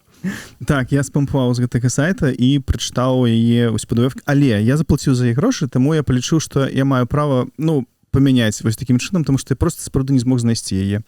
Мне вельмі спадабалася, мне адразу схацелася, я ўзгадаў усю школу, і гэта пагружэнне проста у тыя часы мне спадабалася, вельмі спадабалася. Я сур'ёзна, гэта неверагодная кніжка. Я лічу, што там напісана, што яна для падлеткаў і такіх маладых там adult, я не ведаю, якіх перакласці. Young adult, Так, ось, для маладзёнаў. Не жанр, это young adult, это катэгорыя літаратуры для маладзёнаў, сапраўды, да. Знаеш, чым розніца дзіцячай літаратуры? Ой, техничок пошел, давай послухаем. Пошел техничок. Это вот, я думаю, что это не товарняк, нет, товарняк, напевно, но долго будет вести зараз. Да, товарнячок.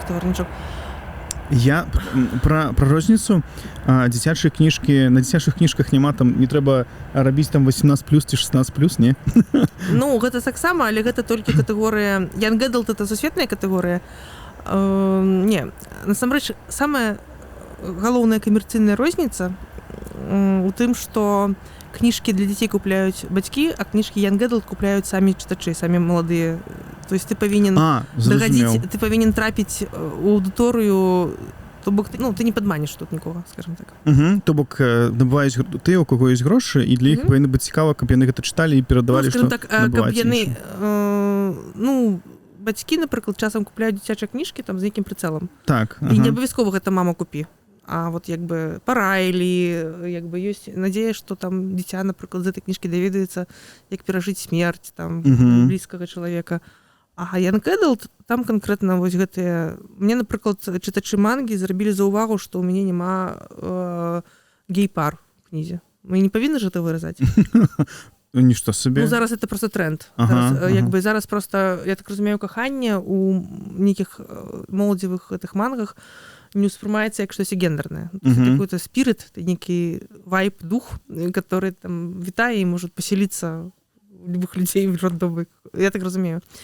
Вот. І гэта такі вялікія зараз... І сэнс такі, што гэта сапраўды адпавядае жанру, але ў мяне там такога няма. Таму што гэта... Там ёсць, у другой кнізе пачытаеш, там ёсць момант, дзе нават здаецца, што я прыкалваюся з гэтага. Да, там ёсць травесці невялічкая, але так. Тут яшчэ, канешне, я б насамрэч, калі б... Па-першае, ты напісала, гэта потым распавядзем, пад псеўданімам, але пакуль гэта не важна. Я б, магчыма, сам не набыў бы гэтую кніжку, не ведаючы, што я па-беларуску, за менавіта малюнкаў. Таму што я ўжо дарослы, і я, там, мангі не чытаю, не гляджу, там, анімэ і гэтак далей. І я б, можа быць, прайшоў бы міма. Але, калі я, канешне, прачытаў, там столькі адсылак на сучасна, наогул, на беларускае, я сидзеў, нават вось часам выпісваў, і, некаторыя проста зараз. Некаторым мне вельмі спадабаліся. Напрыклад, там была адсылка на Вія, атрымліваецца, адсылка на тыя самыя курапаты, адсылка на... Я уже не помню, неважно. Про Хамабруту. Хамабрут у Віі. Як Хамабрут, яна там казала Максіму нешта. Потым, што там яшчэ, дзе ты карыбскі крызіс? Я не ведаю, ці было такое у манзе.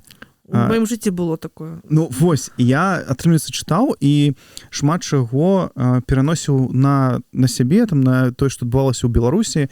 Тыя самыя пасядзелкі дзяцей у Макдональдсы, калі ўсе тусаваліся, я так разумею, што ў вялікіх гарадах, я памятаю таксама па берасцю, што ўсе там маладыя маглі тусавацца ў такіх там у KFC, умоўна, у Макдональдсы.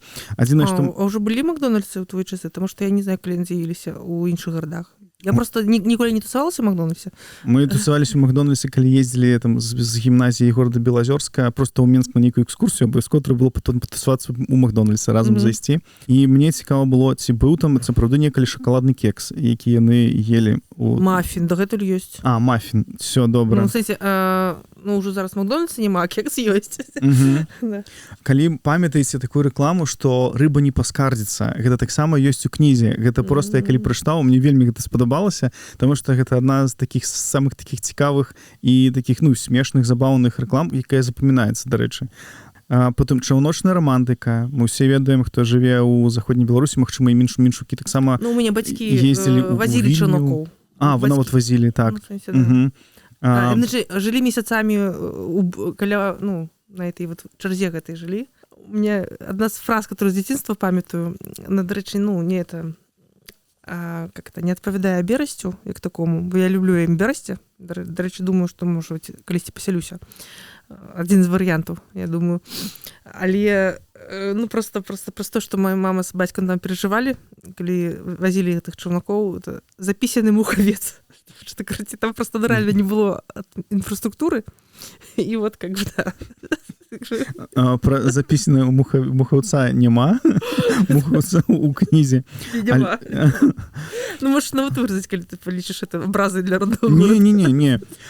І насамрэч, вось там такіх адсылак вельмі шмат. Я вось пра некаторыя адсылкі якраз хацеў спытацца. Напрыклад, ну, некаторыя вось вельмі запамінальныя, таму што мы там гэта бачылі, таму што проста сам Макдональдс, ці пра рэкламу. Але мне што вось зацікавіла, гэта пра, напрыклад, што ты напісала пра што тое, што галоўная героіня Соня Сніжка, яна распавядае, я забыўся, каму яна распавядае, што яна з беларускіх татараў.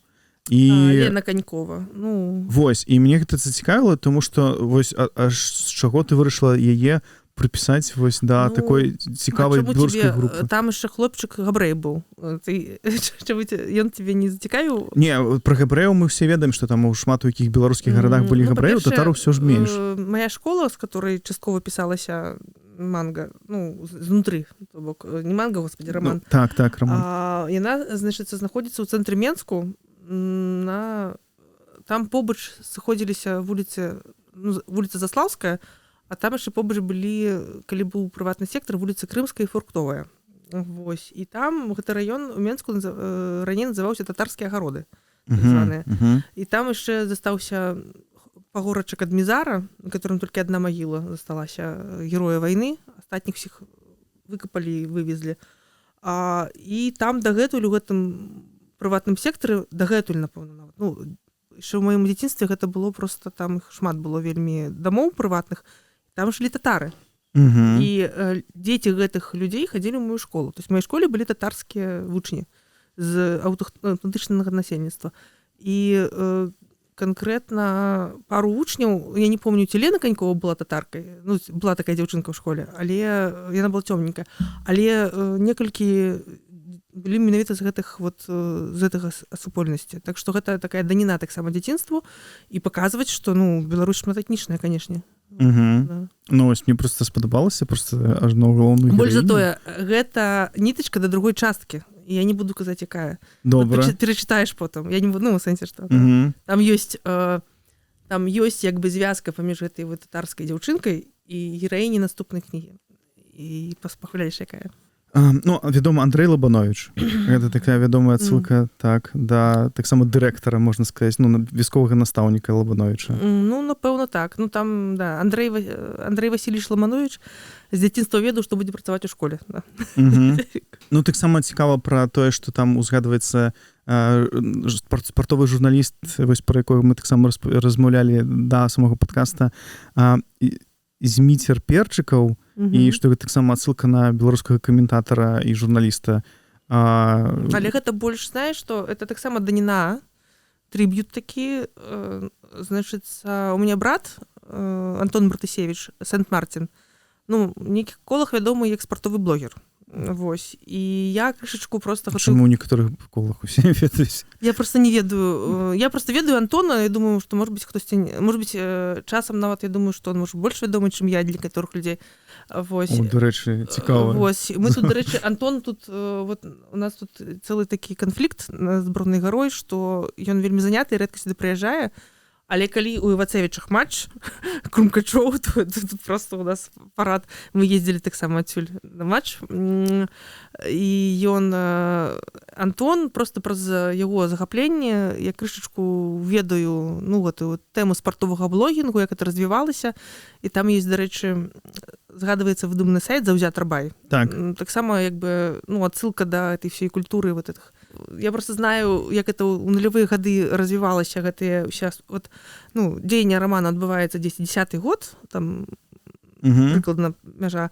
І, ну, просто мне цікава было ўявіць, як вот умоўны спартовы журналіст стварыў свой сайт, і вот мне просто трэба было, каб на гэтае няшчаснае школьнае мерапрыемства прыйшоў нейкі журналіст. І хто гэта прыйдзе? Конечно, ну, такой вот редактор, смелый, прорывны, который... А директору трэба реклама. Потому что его там спонсор и все такое. То есть я так вот выникла.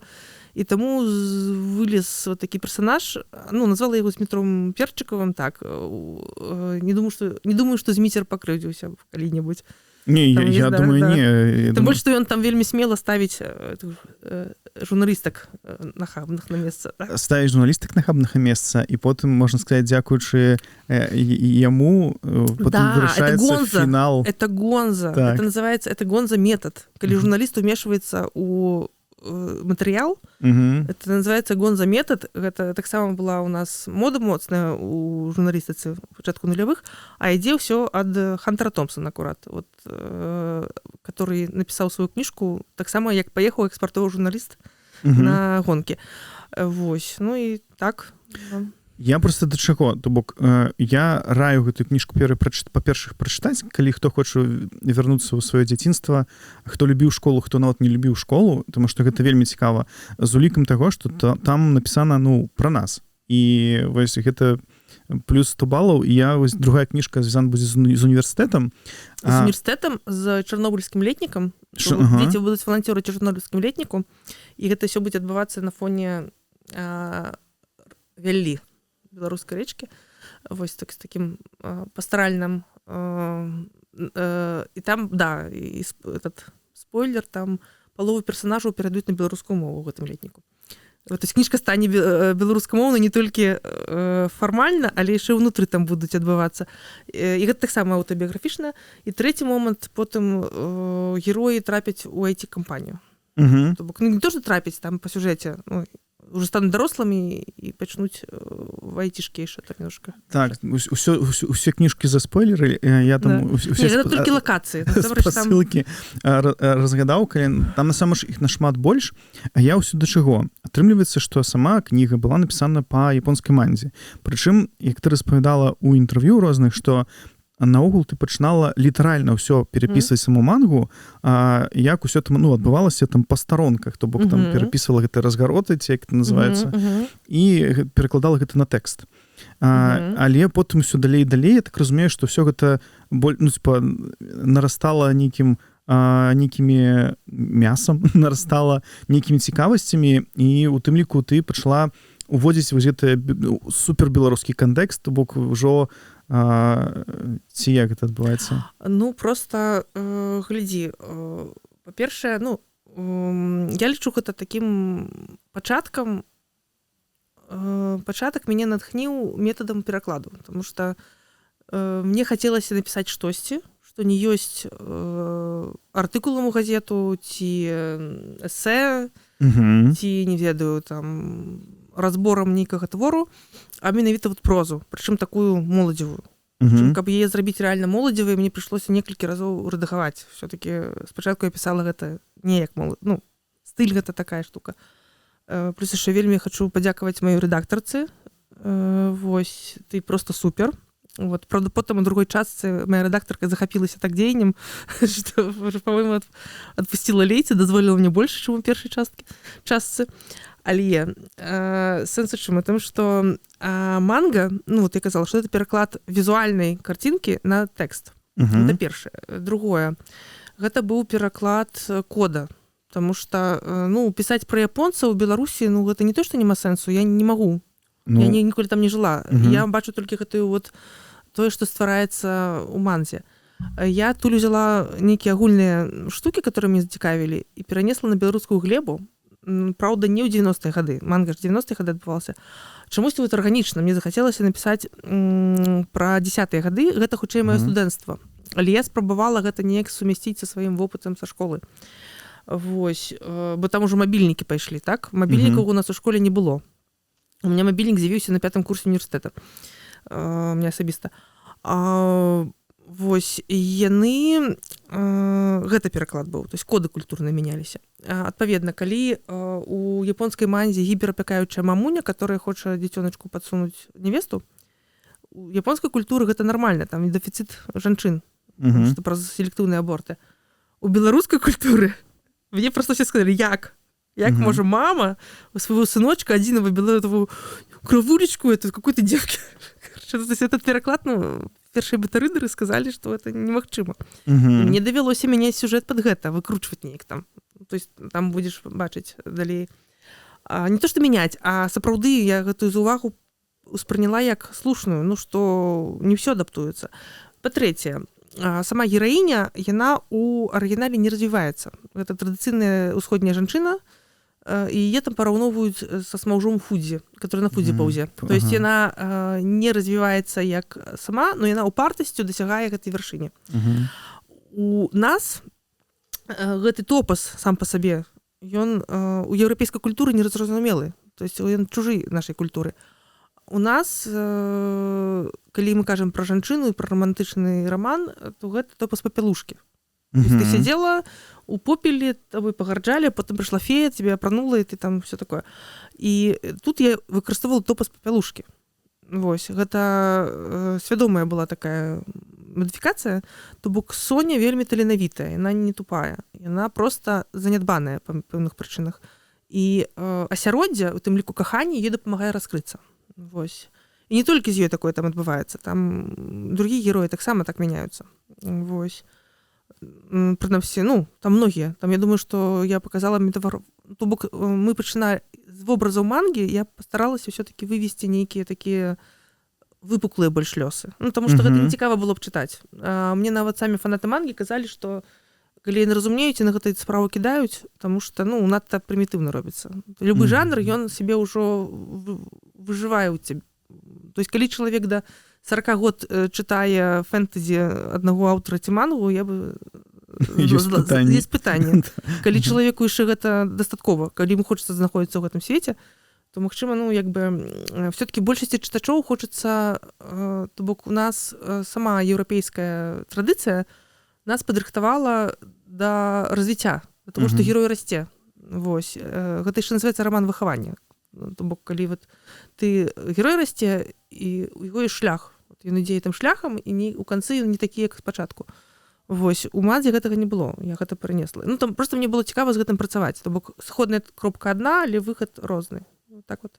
У мяне вакол кніжкі ёсць яшчэ некалькі пытанняў. Вось, ты напісала там падзякі, я так разумею, школьнікам ці падлеткам, якія чыталі адна з іх гэта Діана, которая жыла ў Фаніполі. Зараз я не знаю, дзе яна жыве, магчыма, ўжо не ў Беларусі. Яна была фанаткай мангі, прычым, як я пра гэта даведалася, ну, каб зразумець японскую мангу, мне трэба быў пераклад. Але гэтая манга не перакладалася на рускую мову, таму што ў яе праблемы з заканчэннем. Аўтарка загінула перад тым, як скончыла яе, і там яе немагчыма... Яе лічылі за гэтага не скончанай, не перспектыўнай, але культавасць мангі большая, чым гэта могуць памысліць нават выдаўцы гэтага жанру. І яе сталі перакладаць фанаты. І кіравала групай дзяўчынка пад пэўным нікам, калі яе нагуглі, аказалася, што яна жыве ў Фаніполі. То есть это беларуска рабіла.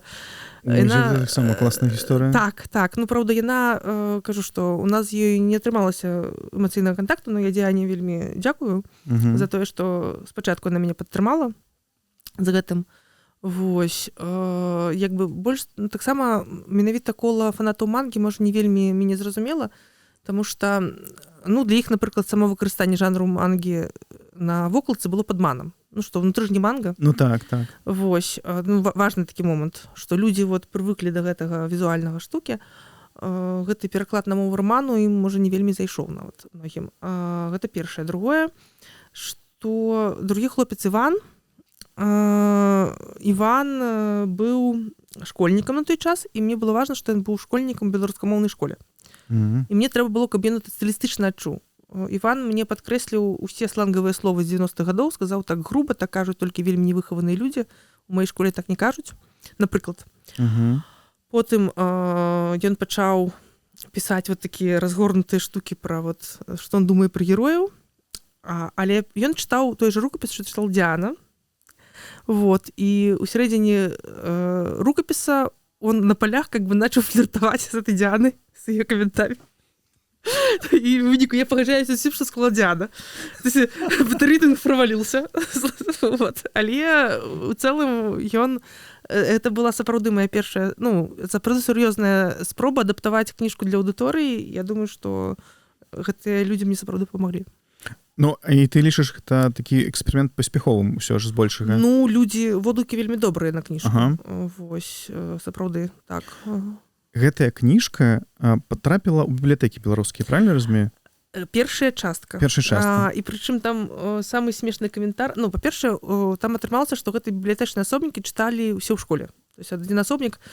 Самае лепшае водгук, который мне далі, гэта сяброўка-псіхіятр, которая проходила практику в неврологии в одной из бенских больниц. Она сказала, что там есть библиотечка, и эта книжка там самая зачитанная. В кінах ратуе кагосьці ад дэпрэсіі. Гэта для мяне самы добры водгук. Потом мне реально писали, что, напрыклад, у пэўным горадзе ёсць адзін асобнік, і яго читают там все школы. Значит, то бок аўдыторыя кніжкі большая, чым іх увогуле ёсць асобнікаў. Это, конечно, кепска для аўтара, потому что адсотак-то ідзе з аднаго асобніка, але добра для літаратуры. То есть я могу пахваліцца, што гэта паспяховая кніжка, хоць беларускімі умовамі. І самы круты водгук, который я ўвогуле адзначыла, і прычым давай не будзем гэта выразаць, хай гэта пачуюць чыноўнікі таксама. Там гэта было ў 2020 годзе зроблены водгук, калі кніжка выйшла першая, і там напісалі, што мне гэтую кніжку прапанавалі як кніжку для старэйшага чытва у бібліятэцы нейкай там. І я яе не хацела браць. Мяне нават не падманула такая модная вокладка. Таму што калі беларускамоўную кніжку мне прапаноўваюць у бібліятэцы, значыцца, яе напісала какая-то чарговая бездарная дачка нейкага чыноўніка, і яе прапіхваюць. Але потым мяне пераканалі яе пачытаць, і зразумела, што гэта не так.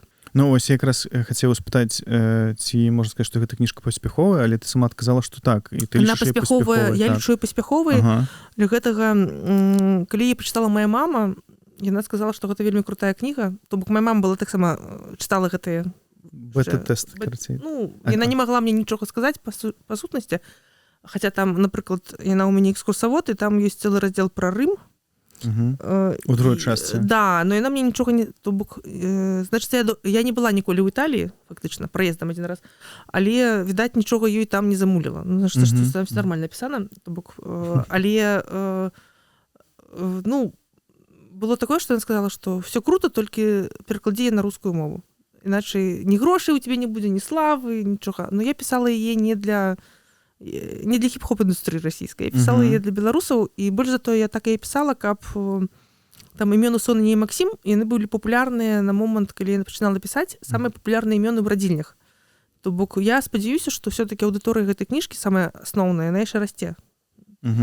Мая племянніца і Соня. Таксама. І там нават ёсць згадка, што это папсовае імя. У нас імя Соня было, у нас Марыя была. Марыя таксама лічу, так, у мяне было 2 Марыі, по-моему, на паралелі. Але зараз это Марыя таксама вельмі папулярнае імя, аказваецца. Так, я ўсё зразумеў, што мне спадабалася. Там галоўны герой Максім, всё. А я толькі зараз пра гэта падумаў. А як ты, дарэчы, з ім сябе атасэмліваеш?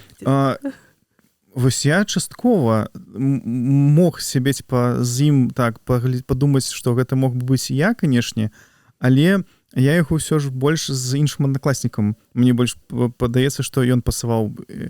Але я калі чытаў, я ўжо калі дачытаў першую частку, я вось думаў, ці ты сябе хацела б там, ну вось калі ты пісала гэта, я разумею, што я таксама чытаў, што ты казала, што ты больш Маша ў гэтай кнізе. Скажем так, падобна, да. Ротмістрава. Да. Але я ўсё роўна думаў, што ты ж мусіць ўсё роўна хацела б, нават калі ты думала ці чытала, хацела б быць Соняй у некаторых момантах, не?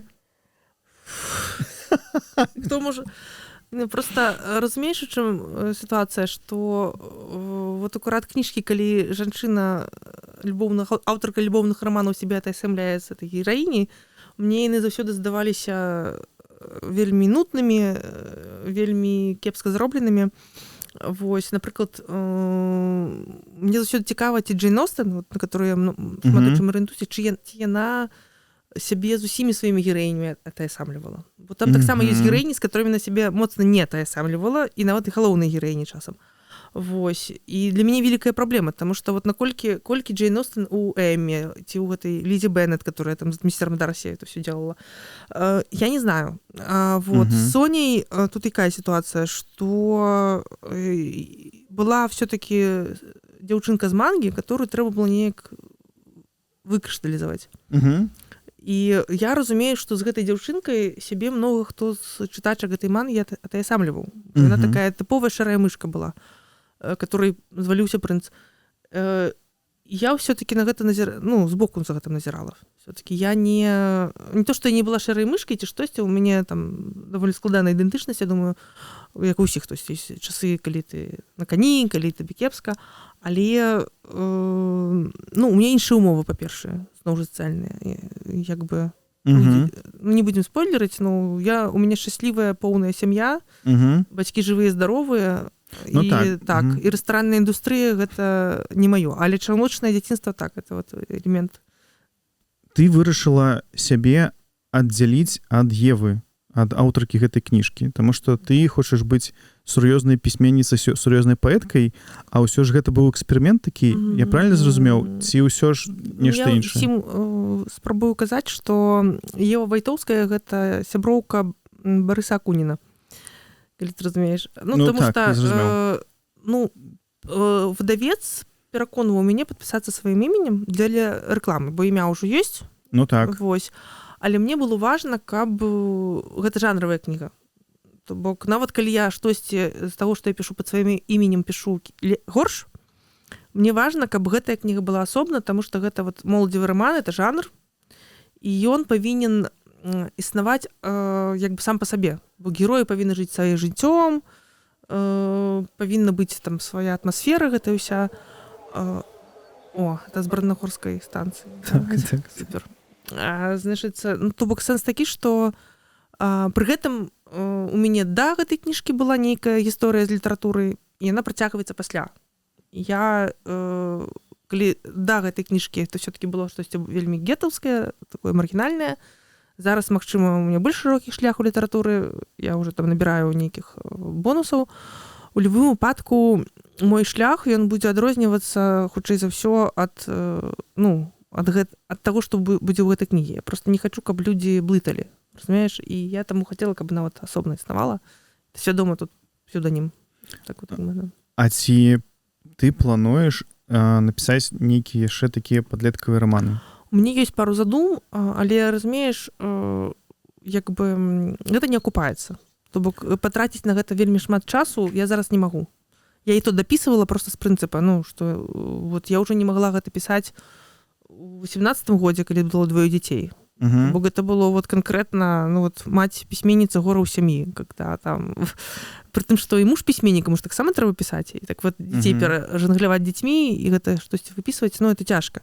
Такая ёсць Эліс Мунро, которая атрымала Нобелевскую прэмію як аўтарка кароткіх апавяданняў. І вот ёсць, не ведаю, ці гэта ёсць фактам гісторыі, ці гэта частка легенды, што яна не магла пісаць раманы, таму што ў ёй было 3 дзяцей. Яна магла вечарам замкнуцца, что-то там настрачыць на 10 сторонок і адаслаць у Нью-Йоркер, і атрымаць свой ганарар і пайсці купіць пялюшкі.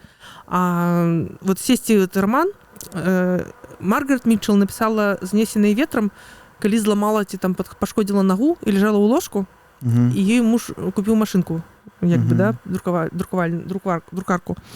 То бок таксама, як бы, ну, пытанне, што яна проста не магла па гаспадарцы зліхацца, таму яе быў час. Так і нарадзіўся шэдэвр. А я, як бы, ну, пры тым, што я ўключу, ну, это цяжка. Зноў жа, як бы, калі мне будзе выбар, я ўсё-такі, напэўна, вазьму рэдактуру нейкага перакладнога твору, які мусіць быць у літаратуры. Хаця б таму, што рэдактарам плацяць. Вот, да. Давай паспрачаюся. Глядзі, ты толькі што сама сказала 5 хвілін таму, што гэта паспяховая кніжка. Але паспяховая не ў сэнсе грошай. Я разумею, але другое, што чалавек, які будзе друкаваць гэтую кніжку, там, ці выдавецтва, яно будзе разумець, што калі ты будзеш падпісвацца той самай Евай Вайтоўскай, што гэта ўжо будуць купляць, таму што ёсць імя, і таму што яна вядомая. Не, гэта было пра Марыю Мартысевіч. Што лічылася, што паколькі Марыя Мартысевіч ужо ёсць у літаратуры, то любую кніжку Марыя Мартысевіч купіць. Так, я разумею, але ты стварыла паспяховую кніжку пад іншым імём. Але трэба тады быць закладнікам гэтага жанру. Я не ўпэўнена, што я яшчэ хачу пісаць моладзевы раман. Магчыма, я напішу мне есть задуму моладзевага раману, але ўжо ну, просто калі ў мяне складзецца час, вот абставіны, што я змагу яго напісаць, я его напишу. Но пакуль што абставін такіх няма, і я нават не хочу іх ствараць. Ну, потому что, ну, не знаю. Насамрэч, як бы, гэта, як сказаць, наколькі это множанне гісторый увогуле прадуктыўнае. Вот, разумееш, это праца на забаўляльную індустрыю. Вось, як бы, слово індустрыя тут важнае. Што гэта значыцца трэба, каб хтосьці захацеў, каб я гэта зрабіла, забяспечыў мне ўмовы, прывабіў мяне. Мне здаецца, што насамрэч як бы як і з перакладам. З'явяцца іншыя аўтары, которые будуць мець магчымасць па-беларуску такое пісаць, ахвоту, магчымасць і так далей. То есть, ну, тут как бы такое жанр сам па сабе ўжо з'яўляюцца вельмі класныя кніжкі. Соня Стой ад Александры Гук, вельмі такая вот, вельмі раю. Але там праблема, што вот эта кніжка патрабуе працягу. Она маленечкая вельмі. Там просто, відаць, аўтарка вырашыла, ну, частачкамі выпускаць тамамі, а не так, як я, ўсё разам. І яшчэ другі пункт, я хацеў сказаць супраць, тое, што атрымліваецца тут амаль 900 сторонак. Агулам атрымалася. І, ну, вядома, што раманы могуць быць і паменшы. І вось ты кажаш, што патраціла столькі часу, што гэта складана, але, ну, вось калі пісаць не 200 сторонак, то, можа, не трэба будзе шмат высілкаў. Ну, мне так падаецца, пісьменнік можа проста ўсё. Калі пісаць такі сюжэт 200 сторонак, ты его за вечар прачытаеш, табе не будзе чаго на раніцу рабіць. А трэба, каб чалавек сел. Это ж, ну, вялікая кніжка ж, это такое. Ладно, і трэцяе, атрымліваецца, а ці паступалі прапановы сапраўды аб перакладзе гэтай кніжкі на нейкія іншыя мовы? Ці на іншых мовах існуюць нейкія падобныя з гэтай мангай творы? Ну, я вельмі перажывала, я спрабавала нават дазвол узяць на гэтую франшызу нейкую, але там не атрымалася. І нам ніхто не адказаў у выніку з Японіі.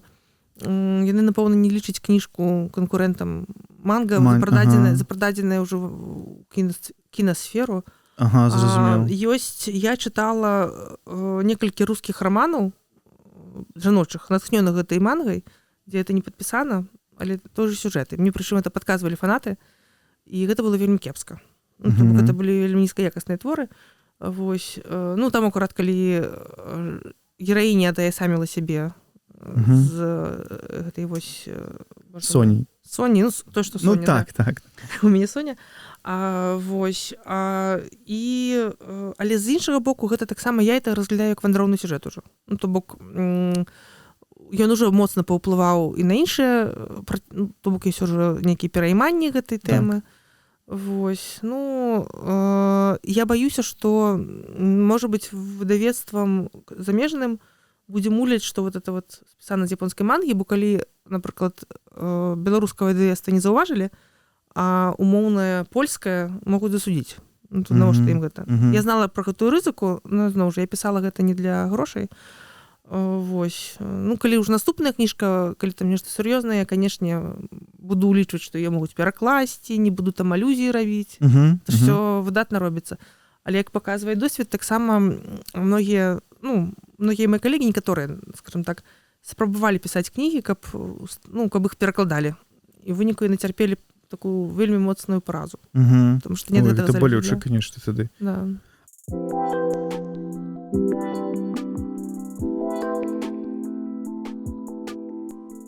Ты таксама давала парады там ажно 10 кніжак маладому блогеру, што трэба пачытаць. Гэта так. Ну, там школьнікі глядзяць, я хацела, да. Мне было цікава. Я таксама дам спасылку на гэта відэа, тому што насамрэч цікава. Вельмі таленавіты, я думаю. Мне таксама спадабалася агулам паглядзець. І я хацеў таксама атрымліваецца спытаць, што ты параіла. 10 не трэба, але, напрыклад, вось 3-4 нейкіх творы, якія ты параіла пачытаць па-беларуску. Ой. Зараз я паспрабую штосьці з карысцю да нашага рынка зрабіць трэба. Мне вельмі спадабалася, в сэнсе, што мы тут...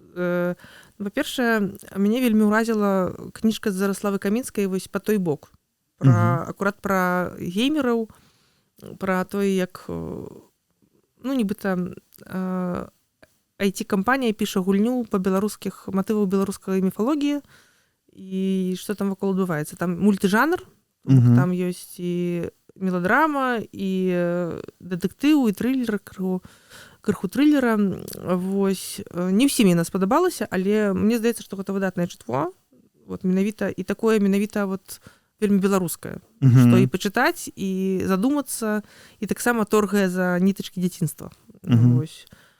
Магу параіць сайт Таубін, часопіс Таубін. Чаму? Таму што калі вам падабаецца паэзія, вы можете зайсці туды і проста пазнаёміцца з тым, якія зараз ёсць паэты беларускія. І прагрэсіўныя, што яны пішуць. І тады, вот калі хтось з гэтых паэтаў будзе выдаваць кніжкі, вы зможаце ўжо зразумець, што вам эта кніжка трэба. Дарэчы, так. І там вельмі шмат, дарэчы, перакладаў сучасных іншых паэтаў можна пачытаць. Вось, наконт... Мне вельмі спадабалася анталогія Вільня беларускай паэзіі, которую Дубавец уклаў. Гэта выйшла ў Лохвінава у Вільні. Гэта кніжка як бы Вільня ў беларускай паэзіі 20 стагоддзя.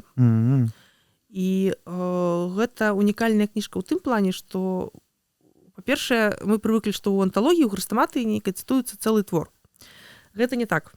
Я стала параўноўваць школьныя хрэстаматыі з арыгіналамі, і вельмі шмат вершаў, которые мы ведаем з дзяцінства, насамрэч не абрэзаны. Вось. Так. І Дубавец тут свядома... Так, Дубавец там свядома такі прыём выкарыстоўвае. Ён можа ўзяць не цэлы верш, а 2 страфы пра Вільню з вялікага твора, напрыклад, з Новай зямлі, там, рылкі пра Вільню. Вось, ці з нейкага там вялікага твора нейкага аўтара, проста абрэзаць яго там да таго, што яму трэба. І там каментар, проста гэта фактычна ягонае эсэ з устаўкамі тэкстаў. Ён там піша, што, нейкую неабходную інфармацыю пра кантэкст гэтага верша. І гэта чытаецца проста ўсё як адзін наратыў пра Вільню, і сам каментар робіцца раўназначным з вершамі. І это акурат вельмі добра, калі вы хочаце навучыцца чытаць вершы, то Дубавец вельмі добры коуч, настаўнік. Абавязкова анталогія Вільня. І зараз ён, дарэчы, падкасты запісвае вакол гэтай кнігі, так што, вот это другая. Это я такі з навінках спрабую. Вот. Югася Каляда, перамена месцаў. Офігенская кніжка про Гомель. Югася Каляда, перамена месцаў. Яна не чула. Вось, гэта кніжка па Фляумбауме выйшла. Яна офігенская ў тым плане, што гэта таксама жанравая кніга, але таксама з выхадам у нейкія глыбокія тэмы. Там 2 абсалютна розныя жанчыны ў цягніку мяняюцца месцамі, там бы іх так зручней, і аўтаматычна яны мяняюцца месца з целамі потым. І што з імі адбываецца? Адна з іх суддзя ў гомельскім судзе, а другая манікюршыца з райцэнтра. І вот як яны... Вот. І гэта кніжка, ну, яна нібыта жанравая, насамрэч вельмі цікава зробленая. Вось. І таму раю. Вельмі, хто не чытаў яшчэ. І вот яшчэ 2 кніжкі тады, каб ужо зусім па навінках прайсці. Адну з іх я сама не чытала, але вельмі шмат пра яе чула і вельмі хачу. І не знаю, як я яе прачытаю, бо там таксама 1000 сторонак. І гэта не такое лайтовае чытво. Это кнігі Якуба Ольгі Токарчук. Это кніжка, за которую фактычна аўтарка атрымала Нобелевскую прэмію. Так. І гэта кніга пра гісторыю Рэчы Паспалітай 18 стагоддзя, але не такую, як расказваюць афіцыйныя як бы версіі гісторыкі у Польшчы. А это пра тое, што па-першае, Рэч Паспалітая гэта яшчэ і габрэі, яшчэ не вельмі простыя габрэі, а тыя, которые памянялі веру на хрысціянства. І пра гэтага вот ачольніка іх секты, фактычна. Ну, секты не ў сучасным напэўна значэнні, а ў такой, ну, гэтага руху, да? Это габрэі, которых не прынимали ни хрысціяне, ни габрэі. То бок это люди, которые самі себе поставили на мяжу. Так. Вось. І там яна насычаная шмат чым. Вот. І Марына Шода пераклала, наша землячка таксама з Пружан. Вось тут прывітанне праз поле і лес. Вось. І я яе сама яшчэ хачу пачытаць. Па-польску я не рызыкнула, бо я б там палову не зразумела. А па-беларуску вот можа, калі-небудзь дацягнуся. І 5-я кніжка таксама не чытала, ну, шмат пра яе чула і вельмі хачу пачытаць. Гэта «Успаміны Бэлы Шагал». Пра Марка Шагала. Я разумею. Да. Ігор Крэпс пераклаў. Чаму я хачу гэта пачытаць? Таму што гэта вельмі блізка з тым, што я нядаўна рабіла. А мы з Тамарай Юстыцкай з Вільні зараз выдалі ў часопісе «Бенім», такія хронікі эмігранцкіх аўтараў. Выдалі ўспаміны Людмілы Канчэўскай пра яе дзяцінства і пра шлюб з Канчэўскім Ігнатам. І гэта расіянка, казачка, которая трапіла ў Вільню, жанілася з беларусам і потым трапіла ў Польшчу і ў Польшчы напісала гэтыя мемуары пра сваю вот пра гэтую всю сваю гісторыю. І мне здаецца, што перакладанне жаночых мемуараў гэта вельмі важная штука, потому что гэта тэксты, которые не заўважаліся раней. Больш за тое, я чытала некаторыя цікавыя мемуары, которые уже сталі выдаваць па выніках 90-х гадоў. І там нават з купюрамі, там нават з гэтага інтымнага жаночага дзённіку спрабавалі выбраць нешта грамадска значнае. Самае інтымнае, самае прыватнае, наадварот, гэта зараз вельмі цікава. Яно нас збліжае і паказвае нам гэтыя эпохі з гледзяшча жанчын. А гэтага погляда, на жаль, мы не маем. Ну так, яго не хапае. Да. І таму, карацей, вот я б гэтыя кніжкі параіла, ну, скажем так, 2 з іх я нават авансам раю, потому что я знаю, што я хачу іх пачытаць. Ведаеш, што я тут таксама схацеў? У «Гаразлівым пацалунку» таксама шмат аўтараў узгадваецца розных часоў і гэтак далей. І ёсць такія модныя, я выпісаў просто 5 аўтараў.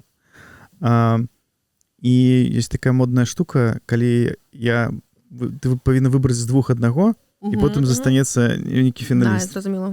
Давай. І просто будзе зразумела. Як гэта ўсё некаторыя з «Гаразлівага пацалунка» амаль што. Тэкеры ці Караткевіч?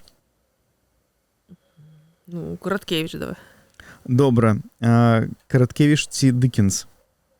Караткевіч. Караткевіч ці Шамякін? Караткевіч. Караткевіч ці Быкаў? Караткевіч. Добра. І Караткевіч і Остен? Остен. Супер. Дзякуй. Тады перамагла. Караткевіч все прайграў. Я вось пакідаў гэтую Остен.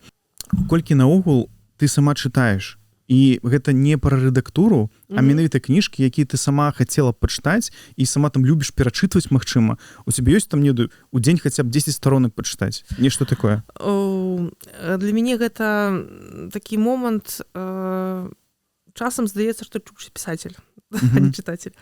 Раней я чытала, в дзяцінстве чытала вельмі шмат, потым быў філфак, ну, само сабой, так.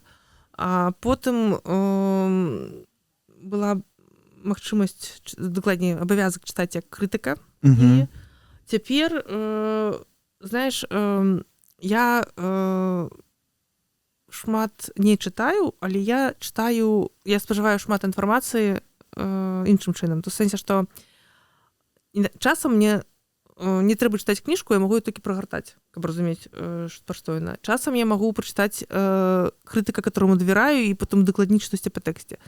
І я лічу гэта нармальным, потому што не варта траціць час на ўсе кніжкі, которые да цябе трапляюць, потому што я з імі працую. Але тут ты бачыш палічка. Так. Значыцца, зараз час адкладзенага чытання. То бок ёсць людзі, которые збіраюць бібліятэкі і не чытаюць іх. Так. І яны мараць, што яны калісьці пачытаюць. У мне на хутары у нас у кожным памяшканні ёсць, у тым, што адрамантавана яшчэ няма, в сэнсе, ремонт яшчэ няма, будзе, у мяне ёсць калекцыі. І вось это, напрыклад, калекцыя для людзей, которые могуць прыехаць да мяне ў госці, і я ім рэкамендую пачытаць гэта. А над нашим оператором стоит в огуле полное собрание Диккенса, которое я взяла у спадарні Юлии, вядомай культуролага. Вось, і ёй за гэта вялікі дзякуй, потому что я Диккенса ў дзяцінстве всего перачытала, і цяпер у мяне мама просто, она зараз шмат тут адпачывае, і яна это все чытае. І яшчэ ёй не хапае на бібліятэку ездзіць. І я просто таксама мару, што аднойчы все пабудую, працую, і лягу і буду перачытваць Диккенса, который стаіць тут.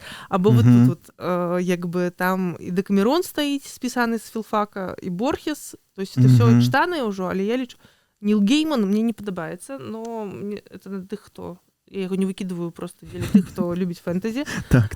Там стаіць цалкам вся Рублеўская.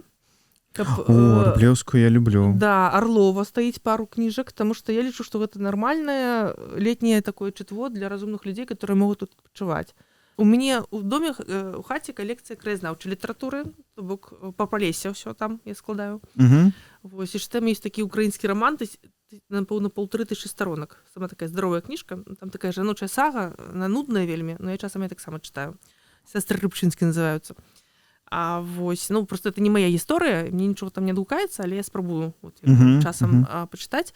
Вось, ёсць у нас у летняй кухні я буду збіраць бібліятэчку пра кніжкі, пра кветкі. Вось. Да, так што у мяне там стаіць радыёлітаратура таты. Караце, сэнс такі, што я такая, не то, што я шмат магу чытаць, но зараз я больш рэарганізоўваю жыццё, каб штосьці чытаць. І ў Мінску там бібліятэка ўжо больш заточаная пад працу. Так. Слоўнікі, даведнікі, нейкія анталогіі. Мне вось цікава стала пра радыё ад таты. Я пабачыў тут дзеці паклалі таксама, там нейкі нататнік быў, такі стары сшытак агульны, і там было намаляваныя нейкія схемы і напісана на самім сшытку радыё. І я адразу згадаў, можа, за гэтага ты і назвала сваё ЖЖ, Радыё Марыйка. Радыё Марыйка я назвала сваё ЖЖ, таму што гэта самае, было Радыё Марыя і ёсць. Так. У мяне там экуменічная прапаганда, там яшчэ падзагаловак быў калісьці. У сэнсе, што гэта прапаганда, толькі маіх поглядаў. Радыё, так, гэта важная частка. Дарэчы, вось тут пачыналася гэтая гісторыя сям'і. Бацька радыёаматар, і ён не атрымаў вышэйшай адукацыі, але ён такі тэхнічна вельмі адораны быў. І ён акурат у 60-е, 70-е, калі ён быў школьнікам, 60-е больш, так, там пашла эта движуха савецкая з гэтымі тэхналогіямі. Ён зрабіў такое, купіў першы канструктор, такі быў, як прадаваўся савецкі, такое радыё невялічкае. Радыё, которое утрыкалася в розетку само. Забыла, як называется эта фирма. І, і у летняй кухні тут ён сядзеў, і его колупаў, і все не это самое. Мне зараз таксама сын паяць, літаваць вучыцца. І ён там все яго не атрымліваецца, ён плача. І ён там сядзеў, корпаўся, это радыё не працавала, ён там падлез. І бабуля не вытрымала, она там у печцы штосьці рабіла.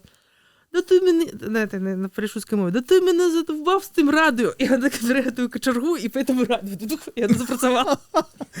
І вона працювала гадоў 30, і я ще маленька його слухала, так само ще в Мінську. Так що, красива така історія, да. То вельмі добра мы пачалі з Броннай гары і скончым таксама ёй. Дзякуй вялікі за вельмі цікавую размову. Спадзяюся, што ты не стамілася размаўляць. Вельмі было цікава, вельмі цікава было. Дзякуй усім, хто нас паслухае. Дзякуй, што вы нас падтрымліваеце. І пабачымся. Дзякуй яшчэ раз. Шчасліва. Все, да пабачэння.